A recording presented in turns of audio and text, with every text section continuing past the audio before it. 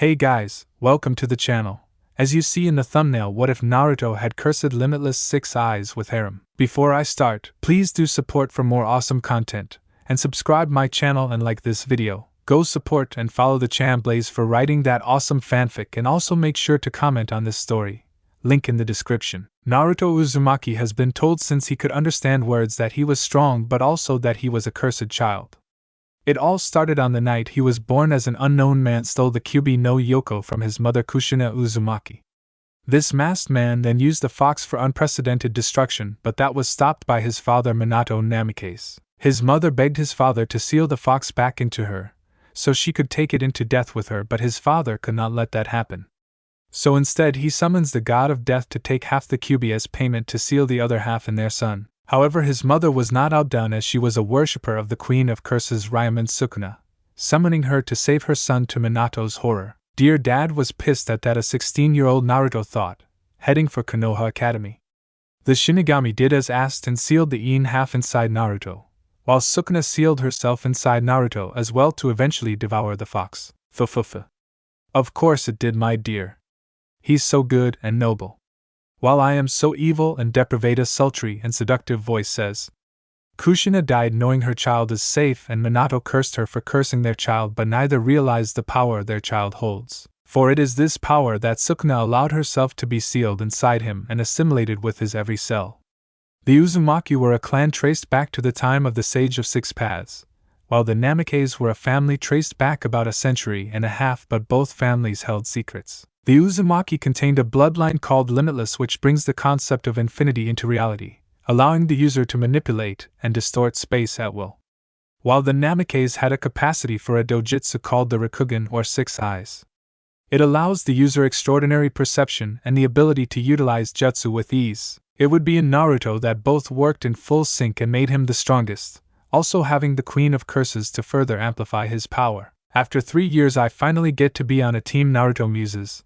His light blue eyes sprinkled with white on his pupils are hidden behind wide lens sunglasses having dark blue lenses. He wears an asymmetrical black jacket with high collar, having red sleeves and 2 black stripes having 2 pins on the left side engraved with his clan's symbol. Lastly, a pair of matching black cargo jeans and red sneakers. His father announced Naruto was the new Kyuubi Jinchuriki, but also the host of Sukuna, which sent the village into an uproar with screams of killing the newborn babe. Minato explained both were sealed away and killing Naruto will release both, calming the masses, but their hatred not stemmed. There were numerous attempts on Naruto's life, but Limitless passively keeps him safe from all of them, making people believe he was cursed as more time passed. Then there were those who wanted him as tool, like Danzo Shimura. Naruto met the elder at 6 and said elder tried to use his silver tongue to convince the child to work for him, but the chibi blonde simply laughed in his face. Another was Orochimaru, as the missing Nin tried to kidnap him at 10, but he was left a broken mess in full view of several ninja and his father's sensei. Remember Orochimaru and that stupid look on Jiraiya's face, Naruto thought. Hilarious, and they still couldn't catch him after you did the work, Sukuna says. Naruto entered the academy at 10 like all prospective genin and shocked everyone by passing in 3 years, but his father and council placed him in the reserves to stymie him. However, that failed, as the blonde did what he wanted because he is the strongest. Old man Sarutobi will be happy I am on a team to carry on his legacy, unlike his son and his other students. Well saved, Tsunade, Naruto thought. And you want to sleep with her, Sukuna says. Of course. She is a INGG cup and her Uzumaki Senju DNA make her physically close to my age despite being in her 50s, Naruto thought. Hiruzen Sarutobi and former Sandaime Hokage used the 3 years to hone Naruto's skills by teaching him to use all 5 elements, sign the monkey contract, and be slightly more humble. While on a walk when was 15, Naruto encountered a man who wanted to kill him and another thing who wanted to save him. The masked man revealed himself as Tobi and wanted the Kyuubi, but Naruto revealed the fox was dead because of Sukuna, which infuriated Tobi and he tried to kill him. However, Tobi could not because of Limitless, and Naruto didn't feel like killing him, even if he could bypass Tobi's Kemui. After Tobi left, did the thing reveal themselves as Hanami, a curse born from nature. They were part of the same group as Tobi as their intelligence gatherer and a worshipper of Sukuna. They agreed to be Sukuna and Naruto's eyes within their organization and feed them secrets. I wonder what team Dad will deign for me to be on. I bet they'll be weak, Naruto thought. Of course, compared to you they'll be weak, Sukuna muses. Naruto reaches the academy and heads for the second floor, seeing the door open and graduates, chattering loudly with no situational awareness. However, the moment Naruto enters did their chattering cease with all eyes on him, many knowing the rumors swirling around the Hokage's oldest child. "What the hell are you doing here, Uzumaki? You graduated 3 years ago. Oh, that's right, you've been in the reserves like a nobody, a teen with a wild appearance and a white dog on his head says. A nobody, Kiba, but I'm in the bingo book, and I clapped a Sanin at 10. Did you do that? Naruto says, smirking, and Kiba has no comeback. Naruto parks himself on the second row next to Rookie of the Year Sasuke Uchiha, to the horror of his fangirls, before propping his legs on the desk and folding his arms in his lap. How's it going, Sasuke? Still on your emo? Revenge-obsessed kick, Naruto says, but Sasuke only says HN. Only one word answers how the blonde adds, and Sasuke glares at him. A stampede of feet echoes in the form of Sakura Haruno and Ino Yamanaka as they arrive at the same time, agging about who would sit next to Sasuke, but both see Naruto in their way. Move out of the way, Narabaka. I will be sitting next to Sasuke-kun, Sakura screeches, but Naruto ignores her, and she's prepared to punch him. Go sit somewhere else, Anasakuna says, creating a mouth on Naruto's left cheek. Sakura backs away in horror, as many other gasp in fright at the sight of a second mouth on Naruto's face before she skitters off. Hey Naruto. Our store got a new shipment of seeds, Ino says, and Naruto looks to his fellow blonde. Cool. I'll pick some up after this. Maybe I'll even bring the twins if can, Naruto says, and gives his seat to the blonde, to the horror of Sakura. He goes to the fifth row next to Shino Abirame, Hinata Hyuga, Shikamaru Nara, and Choji Akimichi, with each saying hi, or two of them do. Soon Irika Yumino arrives with a few hidden injuries from a fight with now deceased fellow teacher Mizuki. He soon begins listing off teams after some boring speech. Team 7 under Kakashi Hatake will be Sasuke Uchiha, Sakura Haruno, and reserve genin Naruto Uzumaki, Irika says, and Sakura screeches in joy but also horror. Your father's loyal dog. An emo princess and a howler monkey, Sukuna muses, as Naruto ignores the rest and enters his mindscape. It is a disfigured Buddhist shrine that has been deranged to enshrine a demon.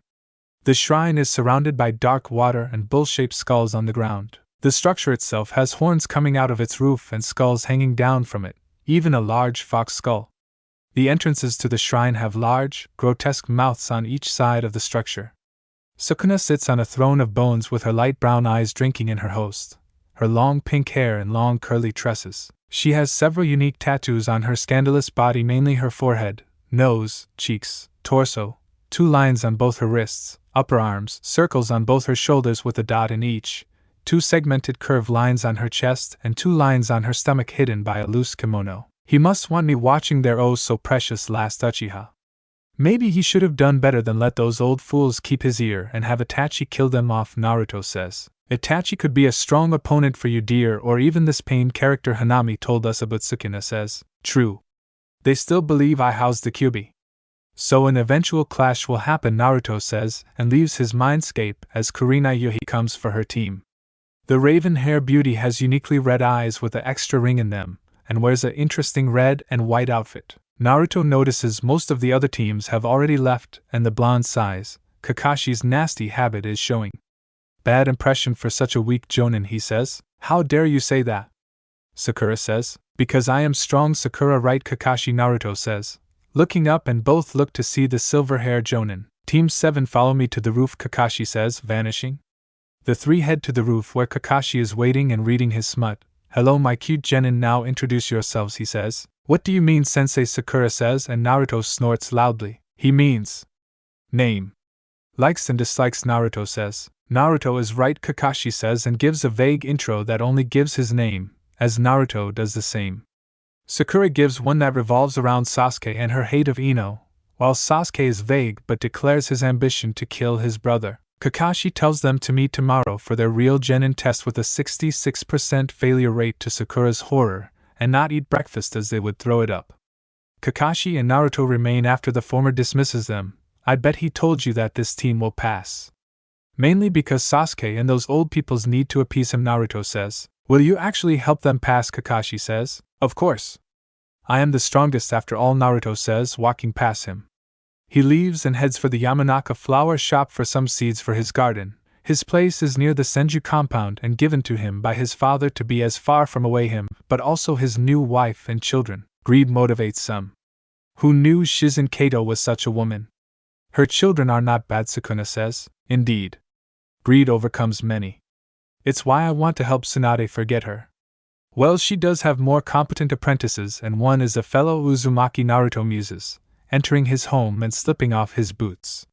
Shizen betrayed her mistress and married Minato, even bearing him children, but she is just a puppet for an obsessed war hawk and elders. Anything to become Kage. Even planting a clan matriarch, Sukuna says. Naruto slides open the glass door to the backyard. Namikaze isn't a clan, but he is Hokage. Shizen will push Danzo's agenda and Minato is his unwitting puppet, he says, though he will not dare against you, Sukuna says. Of course. He saw what I did to Orochimaru at 10. I've continued to grow thanks to the old man. You know I need to bring Maki and Mai over here for a sleepover, Naruto says. He finishes his day with planting his new seeds in various pots and cultivated his other plants, including some fruits and vegetables. The next day comes and Kakashi had told them to arrive at 6 am, but Naruto doesn't arrive until 5 minutes before 8. You're late. Sakura screeches. Am I? I don't see Kakashi anywhere. So I am not late, Naruto says, before biting an apple, and sees both followed Kakashi's rule of not eating as well. Kakashi-sensei said not to eat too, Sakura says, glaring, but her stomach growls and she turns beet red. Kakashi appears behind Naruto as the blonde eats another bite. He did, but I am not sheep.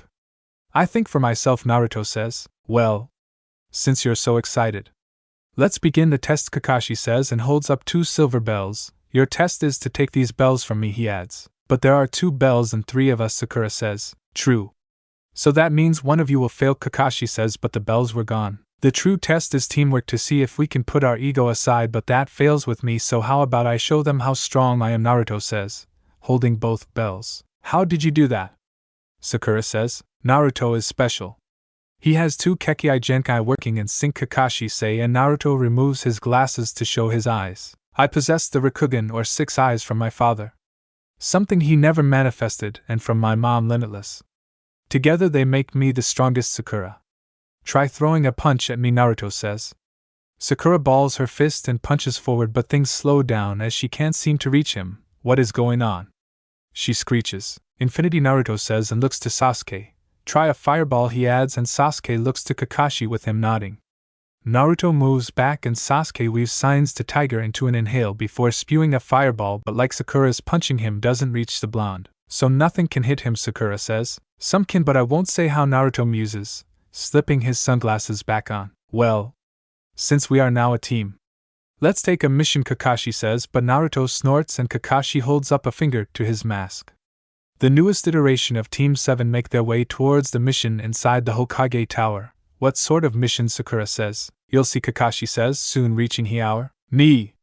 A pair of voices shout. Kakashi and his genin see 2 little girls coming from the tower, but also the wife of the yondaime. Hey, Naruto says, squatting, and both girls slam into him. Both girls have short black hair and azure blue eyes, wearing matching kimonos like their mother. Hello, Kakashi, Shizen says, her onyx eyes on her stepson. Lady Namikaze, Kakashi says, bowing a bit. Maki. My. We need to be going, Shizen says. Yeah.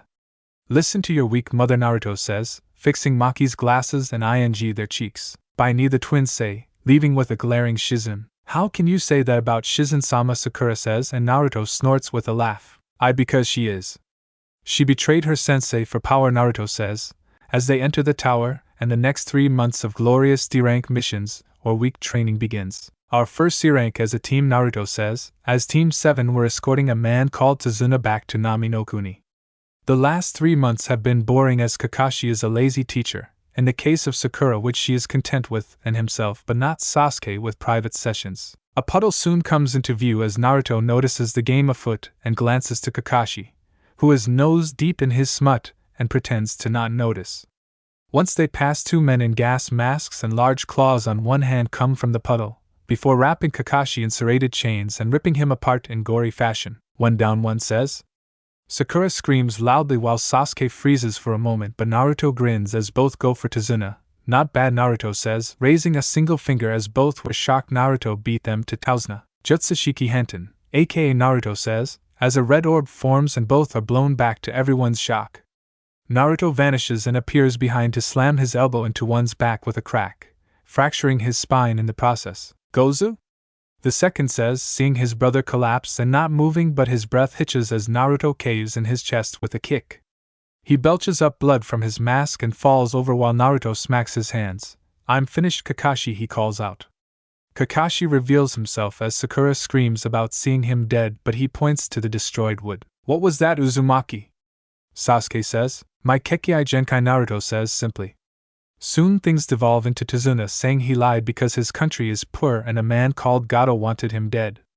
Kakashi decided to forge ahead mainly because of Naruto, but told them a Jonin-level foe would appear next. Why is the mist so thick, Sakura says, after leaving the boat. Which way to your house, Kakashi says, ignoring her. This way, Tazuna says, but suddenly his loud noise reaches them. Get down, Kakashi says, tackling Tazuna and a certain blonde size. Naruto has his hands in pockets as the noise grows louder.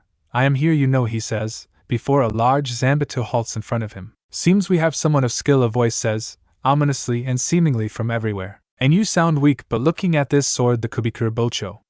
You're Zabuza Momochi. Famed demon of mist and butcher of entire graduating class, Naruto says. Knowledgeable for a brat, Zabuza says, unleashing his Ki. This immediately causes a panic attack in Sakura and Sasuke on verge of killing himself, with Naruto unfazed while Kakashi unleashes his chakra to counter. Zabuza reveals himself and grabs his sword with narrow eyes. Not bad, kid. Be smart and hand on over the bridge, builder, Zabuza says. Kakashi.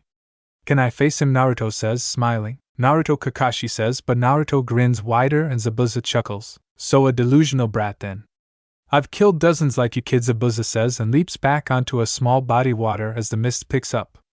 Naruto reaches for his sunglasses and moves them to his forehead. I can assure you.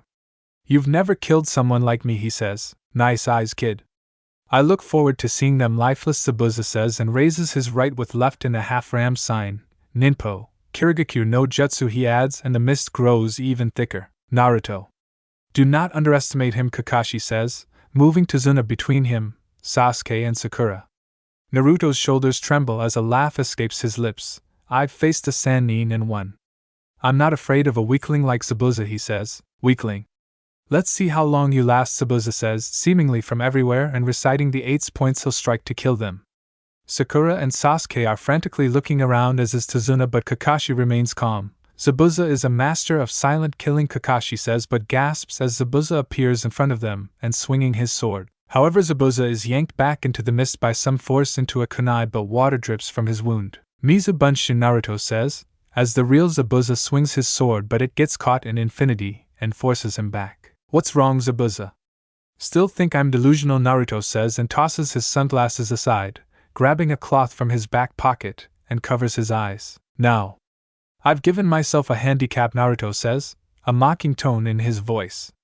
Several water bullets fire from Naruto's left, but they get caught in Limitless while Zabuza appears on his right and aims for the blonde's midsection. Naruto blocks the swing with his hand as the water falls harmlessly to the ground. My host allowed you touch him, otherwise this would go in circle, Sukuna says, making a mouth on Naruto's cheek. Is this genjutsu? Zabuza hisses and leaps back. The kid is winning, Tazuna says. Who was that speaking, Sasuke says. Naruto has been cursed by the Queen of Curses, Sukuna Ryaman, Kakashi says, and hearing this frightens Tazuna to his core. Zabuza. Since you're so weak, I'll put an end to this, Naruto says. Really? How will you find me, Zabuza says, and Naruto grins, moving his hands in a circle to create a violent blue orb of energy. Jutsushiki Junten, Ao, Naruto declares and tosses it forward. Team 7 and Tazuna's eyes widen as the blue orb seemingly creates this vacuum, sucking in everything like the mist, but also Zabuza as he crashes through a few trees. What the hell? Zabuza thought, before a kunai finds itself in his gut. I thought of crushing you into a stain on that tree, but decided against it. I need a head for the bounty, Naruto says, hand in his pockets. Zabuza is about to pull out the kunai when 3 Saban pierce his neck and he crashes to the ground. Thank you for weakening him, a voice says, and Naruto moves his head to look at a figure on a tree branch. Hunter from Kiriha, Naruto says, as the figure shins in front of Zabuza. Yes. I will take him, the hunter says, and Naruto turns on his heels. Shame I'll miss out on the bounty, Naruto says, as the hunter vanishes with Zabuza. Naruto, Kakashi says, approaching the scene. Zabuza's accomplice took him. He'll be back in 2 weeks or so, Naruto says, nonchalantly, and searches out his sunglasses. Why didn't you kill them then, Kakashi says. I could, but it'll draw Gato out, Naruto says, and finds his glasses. Let's head for Tazuna's house, Kakashi says, to Sasuke and Sakura. Tazuna leads them to a home by the seaside and meet his daughter but also grandson. The boy simply glares at them and takes off upstairs. Why was he glaring at us, Sakura says. Who cares, Naruto comments. A few hours pass and Naruto finds himself on the roof of Tazuna's house with his gaze on the night sky. How apprehensive would you be if I offered Tsunade the fingers, he thought. I would rather not leave you, my dear. Though if she ingested 5, she would gain some of my abilities. What brings this on? Your desire for her, Sukuna says. Just a thought. Tsunade is a powerful kunoichi and is the real power of the Sannin, Naruto thought. My malevolent chakra is not something most can take. If you can convince her, my dear, I won't object. However, it would put her in the crosshairs of them, Sukuna says. True, Naruto says, and turns in for the night. 2 weeks pass as Naruto watches his teammates train, or Kakashi training Sasuke, while Sakura does the bare minimum. Tazuna's grandson Inari would constantly berate them about how they will fail and die because of Gato, which the blonde remarked his opinion didn't matter because he was weak. Sakura naturally tried to berate him for speaking to a child in such a manner, but was promptly ignored. I wonder if Sakura is dead by now, Naruto thought, making his way towards the bridge after killing 2 of Gato's minions. One can hope. I could make her host. However, she flat, Sukuna comments. She does have a nice ass. Though I am hesitant to admit that, Naruto says, and soon reaches the bridge but sees a thick mist. The fighting is well underway, Sukuna says, as Naruto sees the bodies of Tazuna's workers. He sees Tazuna and Sakura with the latter attempting to defend the older man. Kid, Tazuna says, looking back and seeing the blonde. So, how are things, Naruto says, seeing a high dome made up of numerous ice-like mirrors, as Sasuke is inside there. Kakashi-sensei is fighting Zabuza, Sakura says, trembling. Naruto stares at the dome and sighs with a ruffle of his hair. I guess I can save him, he muses, moving his hands into his pockets and makes his way towards it. Inside the ice dome, Sasuke is riddled with both normal Senbon but also ice Senbon, as Zabuza's apprentice Hakuyuki is inside one of the numerous mirrors. Please surrender, Haku says, but this feeling creeps up their spine. Sasuke tries to steady his breath with a few deep ones, but this cracking echoes behind him, before 3 mirrors shatter behind him and Naruto strolls in. Sasuke. Still alive, Naruto muses. Him again, Haku thought, firing several Senbon, but they failed to reach Naruto. Now hold on, Naruto says, grabbing Sasuke by the back of his shirt and tossing him out the dome before the ice mirrors reform. Now then. Let's play, Naruto says, grinning.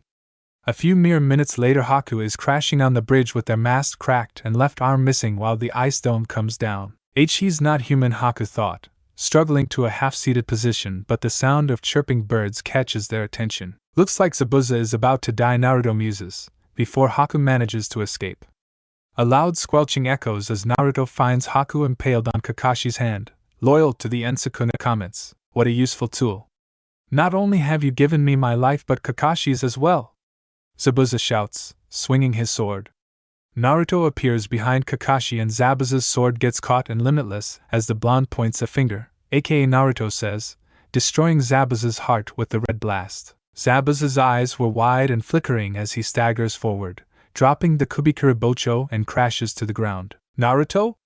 Kakashi says, guiding Haku to the ground. You've gotten lazy, Kakashi, Naruto muses, but clapping echoes, as both see a diminutive man with about 30 men. I thank you for killing him. Now I don't have pay him, the diminutive man says. Kakashi. Grab Tazuna and the others. Then get away from this bridge, Naruto says, lifting his sunglasses to forehead. Naruto? Kakashi says, but sees an almost serious look on the blonde's face and takes his words as truth, before leaving Haku and Zabuza with him. You're being noble, the diminutive man says, and Naruto scoffs. Drop the act, Gato. You may fool those idiots with you, but you can't fool me, Naruto says. What is he talking about, boss? One says, as Gato begins to shake and looks to the sky. All but Naruto gasp as something rips its way from Gato's body, and the blonde looks up to see a tall humanoid with a head reminiscent of an octopus with black dots on the top and blank white eyes. It is mostly red, including the outer portions of its arms, thighs, hips, and chest. The inner sections of those areas of its body were tan with black midsection and wings on its lower back. His name is Dagon, my dear. He is a disaster curse born of water-based natural disasters. Very much like Hanami, but not a fan of Mesukuna says. Dagon raises his hands and a torrential tide of water rains down towards Gato's men, before sucking them and the water back into his body. Naruto creates 2 clones that grab Zabuza, Haku, and the Kubikura Bocho before they vanish. Vessel of Sukuna.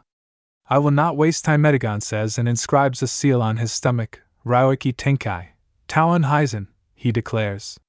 Naruto finds himself on a tropical beach that has a forest of palm trees on one side of the shore and an ocean on the other side, stretching into the distance. You sure about this? Naruto says, seeing Dagon rising from the water. I am Shiruri Yugundagon says, as numerous long eel-like sea serpents, swarms of piranhas and small sharks shoot forward. How stupid, Naruto thought, as the death swarm crashes around him but keeps coming. He wants to exhaust you. Those Shikigami are endless, but against Limitless, Sukuna says. Naruto begins to walk forward as the swarm try and fail while Dagon watches. The sure hit is not working. Was our information wrong about the vessel? Could he be using a simple domain? No. Those eyes fill me with unease, Sedagon says. Should I end him with purple? Naruto thought. Why waste such an attack on him? Sukuna says, and Naruto raises his right hand with 2 fingers pointed. True Aka, Naruto declares, firing powerful red. It tears through the death swarm and Dagon narrowly avoids it but loses his left hand. What was that? He says. Naruto appears in Dagon's periphery with a bow staff in his hands before the disaster curse is sent skating along the end, creating 2 waves. Naruto races on the water by water walking and strikes Dagon several times with his staff or his fist, sending the curse bouncing along the water and giving no time to recover. 2 large crustaceans burst from the waters below, but Limitless halts them and allows Naruto to slam his staff into one, sending it crashing into the other as a dropkick sends Dagon crashing into the beach. How can the vessel be this dangerous without us? Her Dagon thought, seeing Naruto moving closer with each blink of his eyes. Naruto's strikes are heavy and spray purple blood with each while Dagon staggers back. Am I going to die? Dagon thought, sending some piranha but they fail. Naruto twists his staff and 2 blades emerge as he close and rapidly to pierce Dagon's head.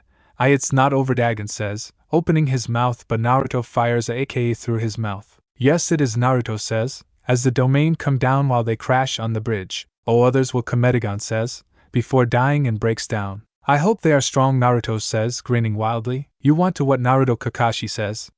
Naruto is sitting across from Kakashi at Tazuna's table. I want to head to the bounty office and fire and cash in Zabuza's bounty, Naruto says. We're on a mission, Kakashi says, and Gato and most of his goons are dead.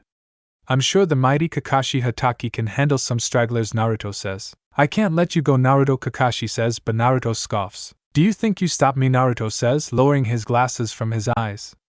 Kakashi looks into those haunting eyes and they've always unnerved him. I can't, but the Hokage will know about this. Can you afford the repercussion? He says. I can. I've spent a few years in the reserves. He takes my Hatite. So what? I'm strong. I'm sure another country would love to have me, Naruto says, rising from the table and going to get his things. Where are you going? Uzumaki Sasuke says. Going to collect on Zabuza's bounty. I need to head back to Fire Country, Naruto says. Kakashi-sensei won't let that happen, Sakura says, but Naruto ignores her. I'll break you off some for helping Sasuke, Naruto says, heading back downstairs and out of the house. Daddy won't be happy, Suna says, and Naruto scoffs. I'll handle his tantrum, Naruto says, vanishing with his unperceived speed to reach the coast in seconds. Dear. Do you think someone has found that sword? Sukuna says, as Naruto strolls along the road. What brought that on? Naruto says, being preemptive. That sword was made by your clan and designed to bypass your Limitless, Sukuna says. Maybe, but I have skills to counter them, though I would relish the challenge, Naruto muses, picking up speed once again to reach the bounty office. It seems to be in the middle of nowhere along a wide road with numerous light poles and a long building itself on the right side. It looks unassuming as Naruto enters the bathroom of the building and places his hand on the wall between 2 urinals, before the wall comes down before a woman reveals herself. Come in, the woman says, and Naruto passes through the opening into what looks like a morgue. Are you here for a bounty? She adds. I do. Zabuza Momochi, Naruto says, shocking the woman as he pulls out a scroll from his pocket. The woman opens one of the body storage containers and pulls out a slab. Place his body here, she says. Naruto unseals Zabuza's body with a gaping wound in his chest as the woman looks through a book for his bounty. How much is worth? Naruto says, ignoring the smell. Zabuza Momochi. He's worth about 35 million, the woman says, finding his entry, and Naruto whistles. She closes the book and makes her way to caged-off area with a door having a sliding section. A few minutes pass and a silver briefcase is given to the woman containing 35 million. Care to count it? She says. I trust your judgment, Naruto says. What about the Kubikura Bocho? Kirigakure has a bounty on it too, the woman says, as he picks up the briefcase. The Hokage kept that, Naruto says, lying through his teeth as he heads back for the hidden door. Do you think Daddy will ask for it? Sukuna says. I can give to him to use it as some bargaining chip, Naruto thought, stepping outside the building as a few clouds pass over the sun. Now to find Tsunade, Naruto muses, vanishing. 2 days later he finds his prey in Tanzakagai as he is sitting at a poker table with several stacks of chips in front of him. Her long blonde hair in a ponytail with it parted on her forehead, and shoulder-length bangs framing her beautiful face, plump, able lips mesmerizing him, and hazel eyes. Naruto's gaze drifts down to her 106 centimeters s, almost as large as her head, jiggling and swaying with each step despite being restrained by her gray kimono blouse. Her thick and smooth thighs were his next target, followed by her firm but soft, but bouncing and jiggling with each step. Your thoughts are very visual. If I had a body, I would be what Sukuna says.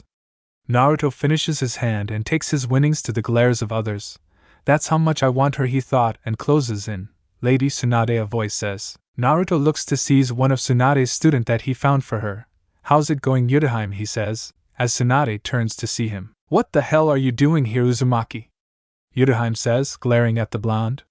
She has long blackish purple hair that extends down her back, with some strands tied behind her head, thin eyebrows, brown eyes, and a scar on the right side of her face that crosses the bridge of her nose. She wears what most call a Miko outfit of a white kosode and red Minori-styled hakama pants with brown boots. Why are you brat? Tsunade says, eyeing the chips he has. Can we talk privately? Naruto says, holding up the bucket of chips to her. Fine. Yutaheim has Karen booked the hotel room, Tsunade says, and Yutaheim nods. They leave the casino as Naruto cashes in his chips and head for her hotel's penthouse. How are you here? Tsunade says. Daddy put me on a team. We were on a mission in Wave and I wanted to see you, Naruto says. Why? Tsunade says, narrowing her eyes, but Naruto makes a shushing noise. They soon reach her room where Karen is waiting and Tsunade plops on one sofa with table between the second sofa. Talk, brat, Tsunade says. Hey Karen, Naruto says, pulling a scroll from his cargo pocket. Hey Naruto, Karen says, adjusting her black-rimmed glasses. She has long red hair that is short and spiky on the right side, while longer and straight on the left side. She wears a lavender uniform that exposes her navel, short black shorts, and long black thigh-high stockings with black shoes. Naruto opens the scroll and reveals 10 mummified childlike fingers in a dark red color with black nails. I want to offer you 5 of these fingers, he says, shocking the 3 women. Are those? Yutaheim says. I had Naruto channel my power into these fingers, Sukuna says, forming a mouth on his left cheek. Ryaman Sukuna, Tsunade says. Hello, Tsunade Senju. Been a long time. My host offers you more power in the form of my finger, Sukuna says. Why would the Queen of Curses offer such? Yutaheim says, as Karen is cowering behind her a little. I want to make you happy after Shizen betrayed you, Naruto says. Make me happy. What, like dating me, or you want my body? Tsunade says, her eyes narrowing dangerously. He wants both. My host has a desire to make you happy. Whether though or simple friendship leading to more, Sukuna says, and Tsunade laughs a little. I am old enough to be your grandmother, Tsunade says, but Sukuna snorts. You may fool that fathead teammate of yours, but your Senju and Uzumaki DNA make you closer in age to my host, Sukuna says. The age gap doesn't matter. I want one of the most powerful women in the world at my side, Naruto says. You're disgusting, Uzumaki. Sensei would never accept such a thing from you, Yutaheim says, but glances to Tsunade, and she has this smirk on her face. You've got a set of balls, brat, Tsunade says, and Naruto grins. I am the strongest after all, Naruto says. Tsunade leans back on the sofa with her legs crossing and rocking her left leg in thought. How many do I have each, she says. Sensei? Both say, but Tsunade raises her hand. Only 5. Otherwise I'll simply transfer to you. Though start with 1 for now and go from there. Doing all 5 at one may kill you, Sukuna says. Tsunade slowly reaches for one of the dried fingers and examines it. I'll become stronger if I ingest 5 fingers, she says. Of course. Once you have ingested all 5. I believe you have power equal to a disaster curse, though once you do, You'll be on the radar of them, Sukuna says, and Tsunade narrows her eyes once again. They are the Fire Lord hunting dogs. They hunt curses like me with rare skills. Though the higher-ups are a bunch of old fools who fear mesh ads. They don't like me either because 6 Eyes and Limitless, Naruto says. Have you faced any of them, Karen asks. I've encountered 1 or 2 but they were weak, Naruto says. Brad, if this kills me, I'll haunt you, Tsunade says, and leans her head back to swallow the finger. With a few chews into a deep swallow. She immediately clutches her throat as the taste is combination of soap and grave wax, but suddenly her body seizes. Before Sukuna's tattoos form on her body and her fingernails turn dark blue, as Sensei Karen says. Tsunade slowly raises her head as tattoos slowly fade and Sukuna laughs. Congratulations, Tsunade Senju. You've taken your first step into becoming a disaster, Sukuna says. So, will you accept my proposal, Naruto says. Karen brings Tsunade some liquor to get the taste out of her mouth. I'll think about it, brat. Now scram, Tsunade says. Remember only 5, Sukuna says, as Naruto rolls up the scroll and hands it to his fellow blonde. I'll give you my answer at the Chunin exams, Tsunade says, taking the scroll, and Naruto grins. He leaves the penthouse room, but Yudahime quickly follows him as he turns the corner. Uzumaki, she says, before she is pinned to the wall. Make sure to watch her as she ingests the fingers. Elements will be nose open to her now, Naruto says, his face inches from hers. Yudahime stares into his hidden eyes as her own shift from hate to desire. I'll make sure of it, but I want this, she says, grabbing his crotch. A teasing smile forms on Naruto's face as his lips draw near to her own. You'll get this after I get what I want, he coos. I better, Yudahime says, as the blonde releases her. Naruto heads back to the casino to win some more money before heading back home for daddy's tantrum. Naruto stands before the Hokage in a lazy posture as his father reads him the riot act about leaving his team in Wave and cashing in Zabuza's bounty. Minato stares at his son for a few moments. What am I going to do with you? I should bust you back to reserves, Minato says. You can. Rank holds no sway for me, Naruto says, and Minato sighs. Why do you do this, Naruto? You have to follow Kakashi and my orders as a genin, Minato says and glances to Kakashi. The Chunin exams were coming up in 3 months and were being hosted here. Anoki of IWA is sending in his granddaughter Kuratsuchi, while Ei of Kumo is sending in his niece Yujitoni in a bid to face Naruto, but he didn't need to placate them. Kakashi will enter your team into the upcoming Chunin exams. You will make sure Sasuke finishes the second round. After that you will return to the reserves, Minato says, before Naruto tosses a scroll on his desk. Fine, and at Zabuza's Kubikura Bocho, Naruto says, turning on his heels and leaving. Minato sighs once again and rubs his forehead as Kakashi remains silent for a moment. Are you sure, Sensei? Kakashi says. Yes. Several more years in the reserves will humble him. He can be a genin on his sister's team, Minato says. 3 more months pass and the time of the Chunin exam have come, with Konoha's rookie 11 joining their first exams, but also the famed son of the Yondaime. Teams from various nations including the major nations of Suna, IWA and Kumo were present. You'll be careful, Nimai says, as Naruto is on one knee. I will, Naruto says, because you're strong, Maki says, and Naruto says, ruffling their hair with yes to their cheeks. He rises to his feet with a look to Shizen and vanishes to find his teammates, finding them at their meeting bridge and head for the academy. So, Sasuke, are you ready to show off? Naruto says, hands in his pockets, but Sasuke, but only say HN. So you're the son of the Yondaime, a snarky voice says.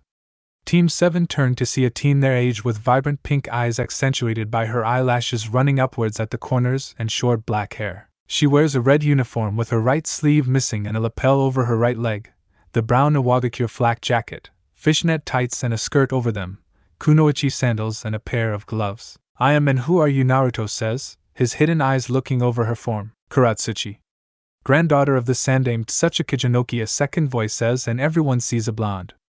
Her long, straight hair is bound with taut bandages, dark eyes and red lipstick. She wears a short-sleeved black and purple blouse, black pants having a design similar to clouds on them, purple fingerless gloves and a chain of blue beads wound around her left hand. Yujito ni, niece of the Yondaime Reikiji Ai.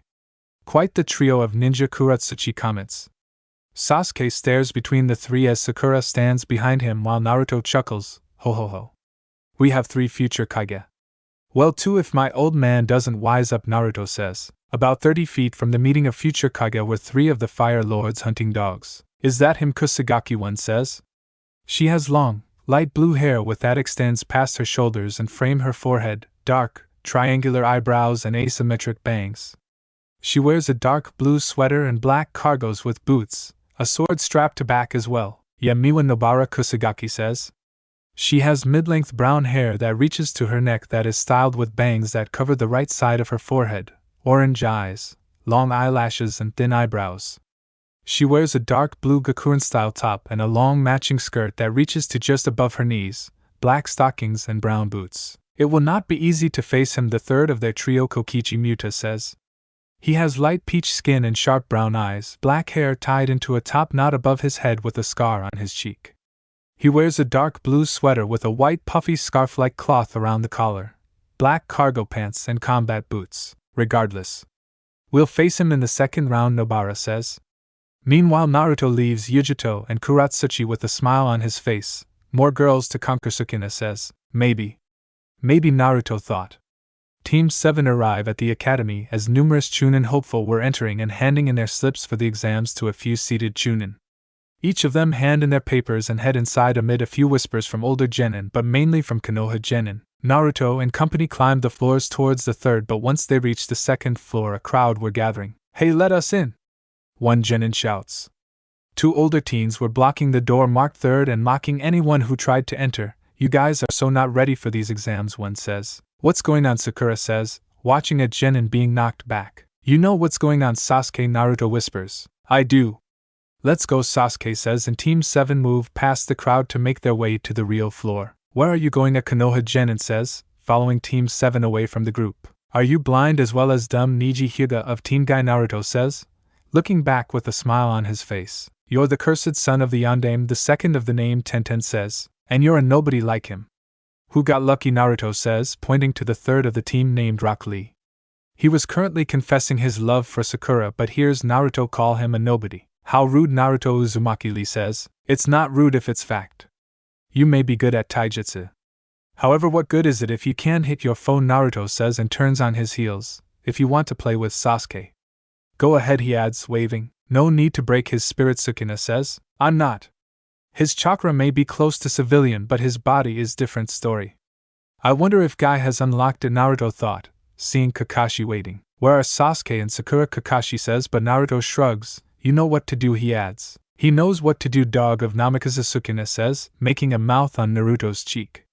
A few minutes later, Sasuke and Sakura arrive with the former having a bruise on his cheek as Kakashi gives some boring speech, before Naruto kicks the door open and entering. The air of room is tense, but the unease ramps up as Naruto saunters in with his team behind him. Naruto ignores his teammates and goes to sit down in a seat on one of the rows with his legs on the desk. Many genin give him a wide berth and more than a few girls were blushing, but one decides to be bold in the form Temari Sabaku. I hear you're the son of the Yondaime, she says. I am pretty lady, Naruto says, showing off his riz. Temari Sabaku. Daughter of the Yondaime Kazekage, Temari says. She has teal eyes and sandy blonde hair and 4 consecutive pigtails, carrying a very large battle fan. She wears a long-sleeve purple blouse under a gray top, a dark blue skirt, and a longer sash arranged in a bow with a fishnet stocking on her right leg to her knee. Interesting.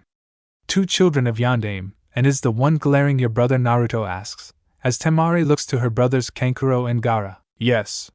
My brothers Kankuro and Gaara, Temari says. Cool, say Temari.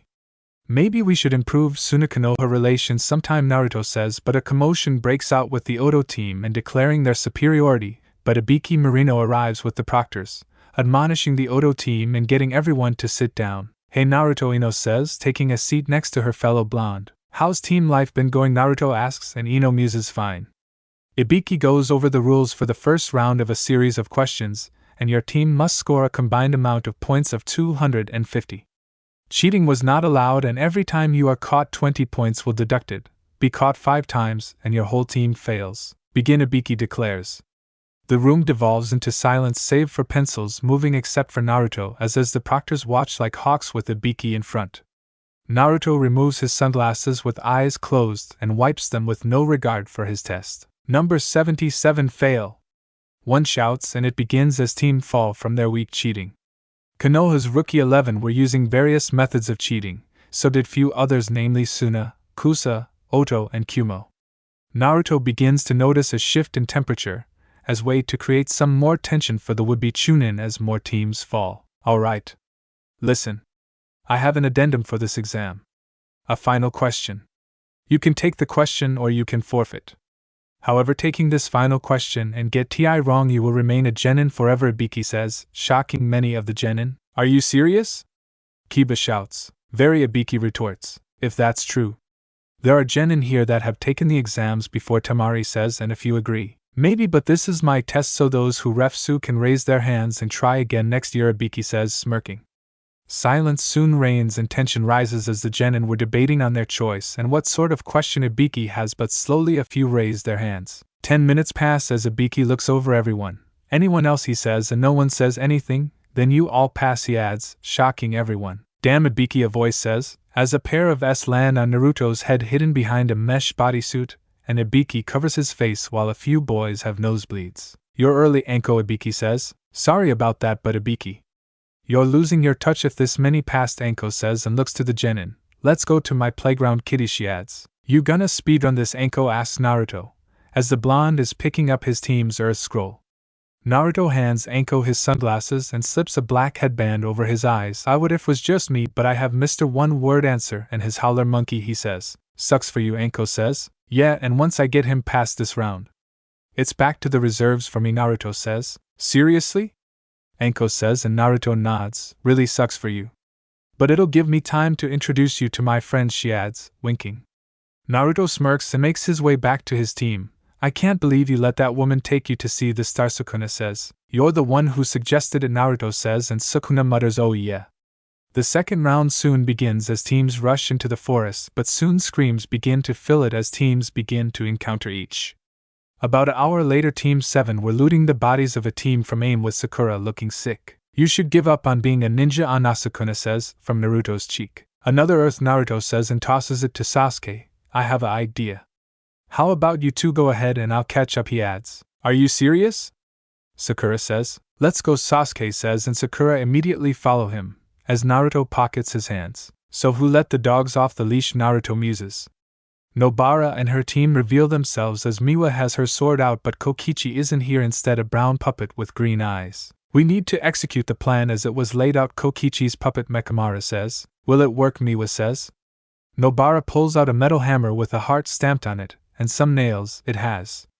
Nanami-senpai believes it, she says, but Naruto starts laughing. You guys were taught by Nanami. I was banking on that, brother ing bitch, Naruto says, and suddenly has a bow staff out.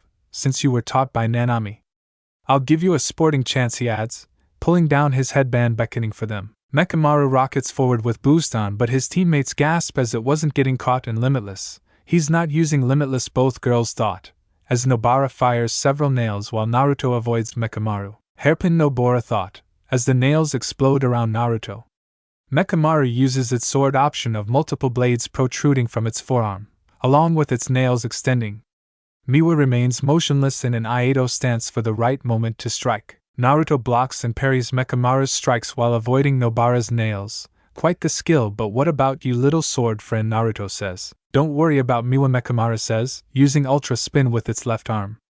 Naruto somersaults over the spinning arm as it tears through a tree trunk. Katan, Gokaku no Jutsu, Naruto thought, sealing his staff and spewing a large fireball to incinerate Mekamaru. He didn't weave signs, Nobara thought, shooting towards Naruto as lands and swings her hammer, but the blonde catches it. You're not bad looking. So I'm sorry for messing up a pretty face, Naruto says, sweeping out Nobara's legs and with lightning speed grabs her face to slam her into the ground. Nobara! Miwa shouts, shooting forward with near invisible slash, but it gets caught in Limitless. Chance over, Naruto says, smiling.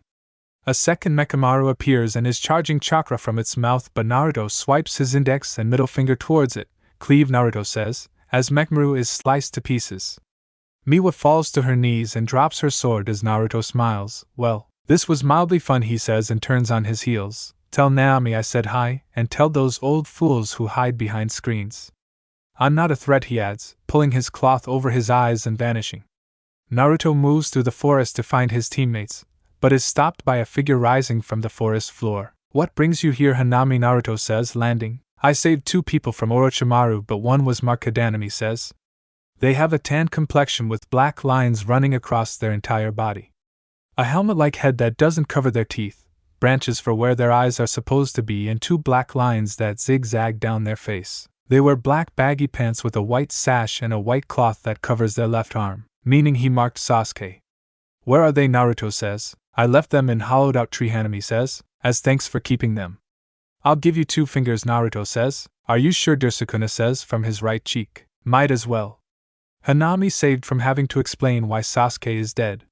His curse mark can be dealt with, Daddy, Naruto says and looks to Hanami. The fingers are with Tsunade Senju. She's coming to see me during the 1-month break for the exams. Once I have them back.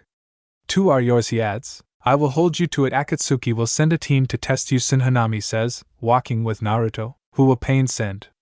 Please tell me it's the one called Konan, Naruto says. I do not know, but it stands to reason Itachi Uchiha and Kisame Hashigaki, as Pain still believes you hold the Kyuubi, Hanami says, and Naruto laughs. Toby didn't tell him, or he wants to see for himself.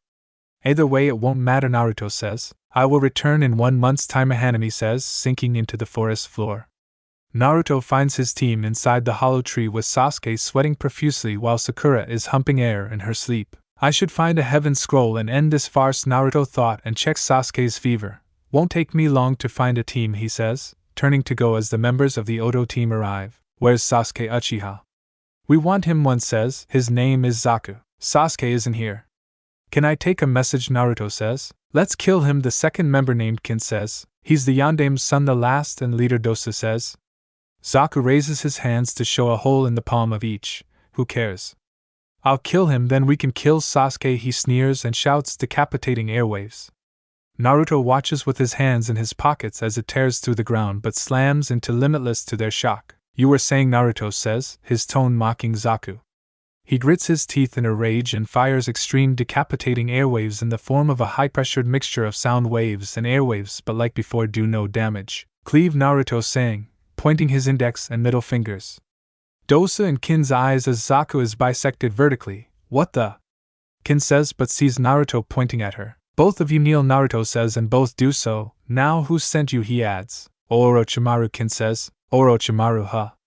Which scroll do you have, Naruto says. Heaven, Dosa says and pulls it from his pack. Drop it and leave, Naruto says, as Dosa does and both leap away. He grabs the scroll and pockets it before grabbing his teammate to blink to the center tower. Naruto deciphers the riddle and Iruka appears. Naruto, Iruka says and sees Sasuke. What happened, he adds. Better tell the Hokage. He was attacked by Orochimaru while I was dealing with something, Naruto says, walking into the tower. About an hour later Kakashi finds him in one of the room. What happened, Kakashi says. Naruto shifts on his side on the cot he is on. The Fire Lord's hunting dog tried to attack me. I sent Sasuke and Sakura away while I faced them. Once I found them, Sasuke had some mark on his neck and I then faced the Odo team to get the other scroll. Then I brought them here quickly, he explains. Alright, Sensei, and I will deal with it now. You are to remain in the tower until the round ends in 5 days, Kakashi says, and the blonde waves his hand dismissively. How boring, Sukuna says, and Naruto chuckles. 5 days pass as teams arrive at staggering rates while Naruto pops in and of the tower for various things. The surviving genin are brought to a large arena having a catwalk for view as 2 stone arms and ram sign. Minato gives a speech on how the Chunin exams were substitutes for wars and they were fighting for their nation's pride. He turns things over to Enko and she says that the second round is finished, but the fact is there were too many of them, forcing them to do a preliminary round before the final in 1 month. She turns things to the coughing mess that is Hate and he asks if anyone wishes to drop out before the prelims, which a Konoha genin named Kabuto does. I'm out too, Naruto says, waving his hand and shocking everyone. Are you serious, Naruto? Enko says. Naruto shifts his gaze to his father and nods. Yes. The second round is as far I am allowed go, he says. What are you talking about, Uzumaki Kuratsuchi says. I was ordered to help my team reach the 3rd round and then I would be sent back to the reserves, Naruto says, as the Konoha Jonin look to their Kage. You're probably dropping out because you weak, Naruto, Kiba says, laughing a bit. Quite the opposite, Kiba. I can for a fact beat everyone in room. That includes the great Yondaime, Naruto says and pulls his headband down. In fact, I could do it with one simple move, he adds, preparing to use one of his 2 domain. Enough, Naruto. You can go, Minato says. Naruto turns to his father as he beckons for his sunglasses from Enko. Maybe I'll do better on my sister's team, Naruto says, slipping them on. You're just a coward, Yujito says, but Naruto ignores, handing a card to Temari with his address on it. Believe what you want, kitty cat, Naruto says, vanishing in the blink of an eye. Why drop out of the Chunin exams? You claim to be the strongest, but you followed the Hokage's order, Temari says, sitting in Naruto's living room with her legs crossed. It's been a week since the end of the second round and preliminary matches. Naruto is laying on his sofa with his ankles crossed and his eyes closed as his hands laying on his stomach. Maybe I'm some sort of dog and I follow my master's order, or it was just a whim, he says. Still, that makes you look cowardly and weak. That Kiba kid never shut up about it. Even after losing to that Kumokunoichi Yujito ni, Temari says, but Naruto snorts. I could care less what weak people like him think. How did you do? Naruto asks. I won against a Konoha Kunoichi named 10 or something. Her weapons couldn't reach me. I defeated her and dropped her on my fan, but her bowl-cut teammate tried to lecture me. He lost to Gaara after tearing himself apart, Temari says. Of course he did. Tell me why you came to my place, Naruto says, sitting up. You said you wanted to improve Konoha-Suna relations, Temari says, a hint o innuendo. Naruto scratches his chin with a smile on his face. I did say that. Maybe the Hokage will propose a political marriage, he says, and tips his sunglasses down. Though I prefer my blondes older, he adds. How much older? Temari asks, being she nearly 18. Tsunade Senju, Naruto replies, and Temari's eyes widen like saucers. Seriously? You want to bet a ing sanin? Temari says. I do. The strongest deserves the strongest woman, Naruto says. You've set the bar high. I've got my work cut out for me, Temari says, rising from the recliner. Good luck, Naruto says, escorting her out of his place. Buniko appears once Temari leaves with her hidden eyes on him. The Hokage wishes to see you, she says, and vanishes. Naruto makes his way to the Hokage Tower, and to Minato's office, where of all people Jiraiya is present as well. Hello, Father and Lord Jiraiya, Naruto says, sarcasm dripping from his tone. Naruto. Since you won't be involved in the Chunin exams. Minato starts, but Naruto interrupts him. On your order, by the way, Naruto says, and Minato sighs. Regardless, you will guard Princess Wakano. She is attending in place of her father, Minato says. Cool. Guarding an actual princess like the teachers taught us in the academy, Naruto says, but sees the Gamma Sennin glaring at him. Something to matter, Lord Jiraiya, he adds, drawing out Lord. Why were you in Tanzakagai? Jiraiya says. You're the spy master, but you know why, Naruto muses, seeing Jiraiya clench his right fist. Why speak to Tsunade? Minato says. Naruto ignores his father to close the gap between him and Jiraiya to place his finger on the Sanin's chest. I was shooting my shot with Tsunade. Strongest woman for the strongest guy, Naruto says, grinning. Please. Tsunade would never give a cursed kid like you the time of day, Jiraiya says, but Naruto grins wider. Oh, but she did, and she coming to Konoha to answer my confession. Shame I won't be fighting. Though if I'm lucky.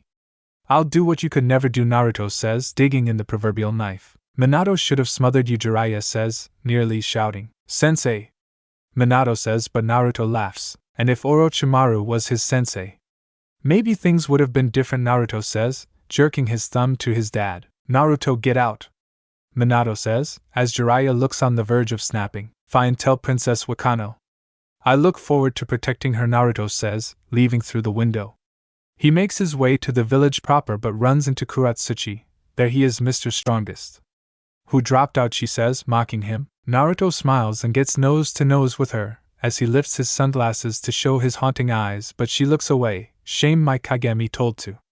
Shame I couldn't face you and see what them legs look like up in the air, he says, walking past her. Kuratsuchi launches her bottle of water at him, but it gets caught in Limitless, as she is red-faced from anger or embarrassment, or desire. 10 fingers and those legs could be Minasukina comments, and Naruto chuckles.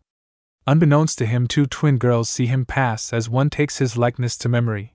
Is that him, Mimiko, one says. She has long caramel hair that she ties back into a bun, brown eyes, and wears a light sailor uniform with a black collar, black skirt, white slouch socks, and black shoes. It is Nanako.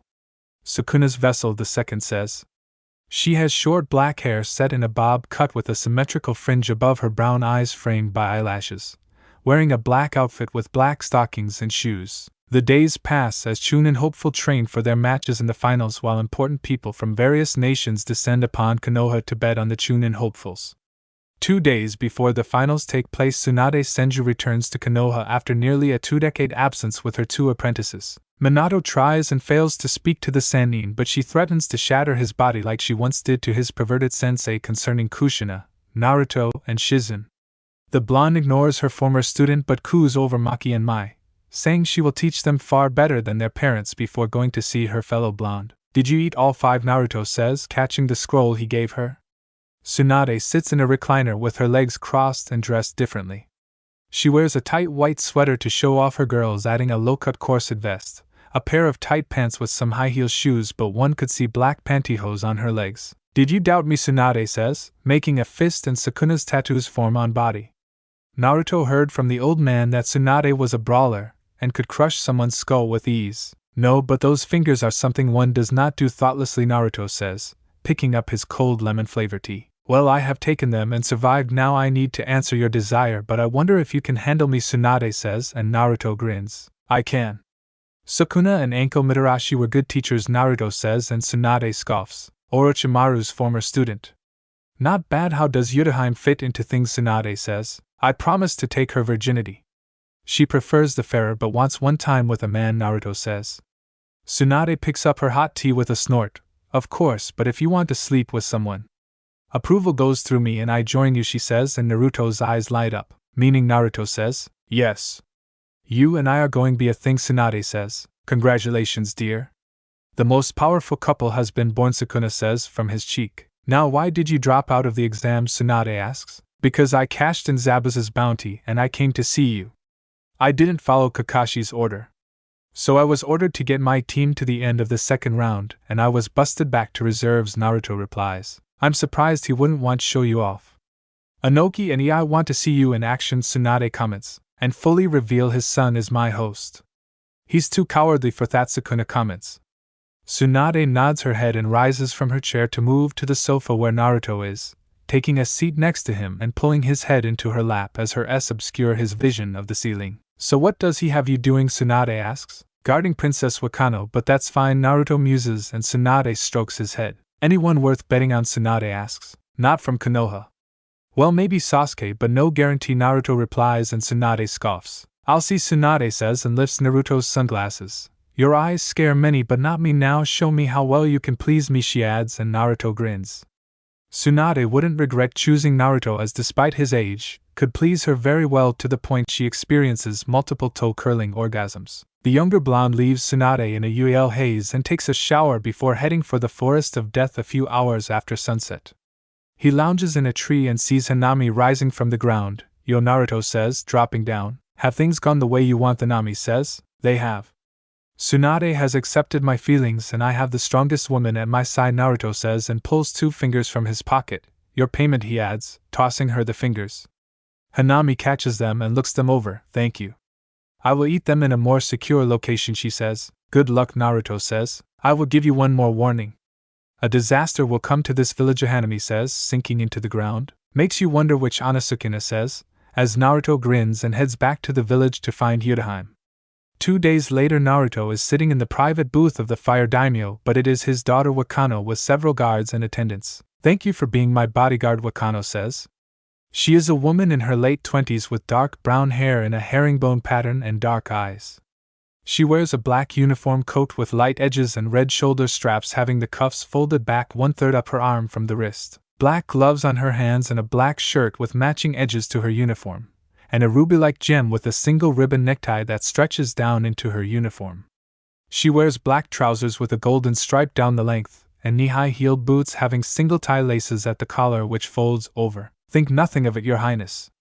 Better you than your father, Naruto says. He wears an asymmetrical white jacket with a high collar, having black sleeves and 2 white stripes, also having 2 pins on the left side engraved with the Uzumaki swirl, a pair of blue cargo jeans and harness boots. My father is wholly indecisive. However, he has given the go-ahead for something I need to discuss with the Hokage, Wakano says. Naruto shifts his hidden eyes towards the Kage booth to see 4 of the 5 Kage. Spoiler, he asks. You'll get none, Wakano says, and Naruto chuckles. Minato gives a speech about the competitors and thanking everyone for coming, but Naruto notices Sasuke is not here. Per showing for the last Uchiha, Naruto muses. I agree.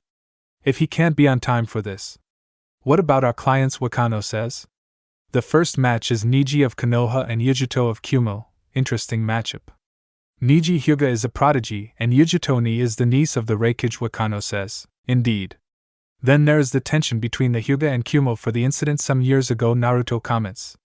The match begins with Niji and Yujito sizing each other up, with the blonde making the first move. A furious dance of taijutsu begins, as many believed the Hyuga were masters of close combat, and many more thought Niji would disable the Kumo kunoichi with his clan's juken. Too bad Yujito is a Jinchuriki, Naruto thought.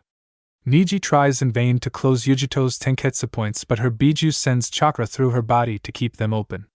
This frustrates the Hyuga, and he becomes sloppy with rage filling his body, giving Yujito the advantage as she adds her uncle's lightning armor to use nintaijutsu. Niji has no answer for it despite using two main house techniques to his advantage, but in the end is defeated. Not a good showing for Konoha, Naruto says. He put up a decent defense and showed why the Hyuga are premier taijutsu users, but that has led to stagnation. He used no ninjutsu or genjutsu to speak of, Wakano says. The Hyuga are stuck in their ways, Naruto says. The next match is a complete embarrassment for Konoha, as Sakura stood no chance against Kuratsuchi, giving Konoha back-to-back loses. Pathetic. How did she survive the second round? Wakano says, rubbing her forehead. I was on her team and I heard she barely defeated Ino Yamanaka, Naruto says. The next is Sasuke of Konoha and Gaara of Suna, but nearly 15 minutes pass with no sign of Sasuke as everyone begins to become disgruntled. In the end, the Hokage changes the order of matches to give Sasuke time to arrive. We are being made to look like fools, Wakano says, hearing Kankuro of Suna quickly forfeiting. Odd for him to quit Sukuna comments. Odd indeed, Naruto thought, as Temari and Shikamaru are called down. Their match is very slow and very methodical as Temari shows off her skills with her war fan, but Shikamaru's tactical mind outwits her for nearly an hour. Another lost, Wakano comments, after Shikamaru forfeits. Nara are lazy and Shikamaru is the laziest, Naruto says, but arches a hidden eyebrow as Sasuke arrives with Kakashi in a swirl of leaves to show off. Gaara-san shunshins down to the arena floor with a smirk on his face as a highly anticipated match begins. Naruto shifts his hidden eyes as he picks up on several Umbu moving themselves around the arena. The match below starts quickly as Sasuke goes on the offensive with several shuriken, but Gaara counters with his sand. However, Sasuke shocks everyone by showing off lightning-fast speed to blitz Gaara's sand and put the Suna Genin on the back foot. It seems Sasuke Uchiha has the skills to back up some of the praise heaped on him, Wakano says. He was trained by Mr. Worldwide at the detriment of his teammates, as you saw with Harino, Naruto says. Gaara tries to catch Sasuke with his sand but fails each time, forcing him to take drastic measures as he covers himself in an orb of sand that reacts. This forces Sasuke to also take a drastic measure too as he races up the wall opposite Gaara before weaving signs and clutches his bandaged left arm. Everyone but a few gasp and murmur as what appears to be crackling lightning that sounds like birds chirping forms in his left hand. So Kakashi taught Sasuke Chidori, Naruto says. Chidori, Wakano questions. Chidori is Kakashi's answer to the Rasengan, Naruto replies, seeing Sasuke running down the wall and towards Gaara's orb. Sasuke reaches Gaara and punches through the orb to strike Gaara with his jutsu. Silence reigns as everyone seemingly holds their breath, but a soul-piercing scream echoes out. Blood! It's my blood! Gaara screams and Sasuke winces in pain, using Chidori to free himself as a bestial arm comes the orb with blue marking on it. The sand breaks down to reveal Gaara bleeding from his right shoulder, but before any could ask a question, numerous white feathers begin to rain down around the stadium. Wah! Wakano says before beginning to pass out, but Naruto grabs her. Sound and Sand Ninja begin to reveal themselves, but the Sound Ninja also begin to transform into grotesque beings while the Kage booth explodes. Naruto makes a dozen clones to grab Wakano's people and transport them to the daimyo's satellite residence outfitted with seals to withstand a Baijidama. What is going on? Wakano says, shaking off her nausea. We're under attack by Oto and Suna. Stay here. I'll be back, Naruto says, pulling down the covering over his eyes. The blonde vanishes to hover above the village but makes 1,000 clones, so where to start, Naruto muses. You could help your father. He may perhaps be facing 3 Kajisukina says. Nah. I don't see any IWA or Kumo ninja, Naruto says and smiles. I know one, he muses, vanishing. Sasuke pants heavily on a large branch while his eyes glancing to his fool of teammate Sakura crushed into a tree with her blood dripping down. Gaara is opposite him and looking like a grotesque tanuki with only his right leg, right arm and right side his face human. What happened to your fire, Sasuke Uchiha? Do you want to end up like that girl, Gaara says, craziness infecting his tone. Sasuke clutches his left arm as his curse mark infects his body. I can't die now. I need to kill him. Should I escape, he thought, but his answer comes as Naruto pats his back. Hey Sasuke. Having fun, I see, Naruto says. Uzumaki. You've finally decided to no longer run from me, Gaara says and launches forward, but Naruto meets him. He grabs Gaara by the face and tosses him with a loud tum as he crashes into a clearing. Gaara recovers as more sand spreads to leave on his legs and he sees Naruto coming with a lazy stroll. Rarg, Futon, Mugen Sajin de Tapa, he roars, as numerous mouths form on his body. Naruto never breaks stride as a miniature sandstorm rips through the area around him, further causing Gaara to salivate about the notion of killing the blonde. I will kill you, Naruto Uzumaki. Gaara roars and explodes with chakra but also sand. What the? Sasuke thought. Oh no! The hidden Temari thought. Gaara is now a massive sandy brown tanuki with dark blue markings all over its face, body, and tail.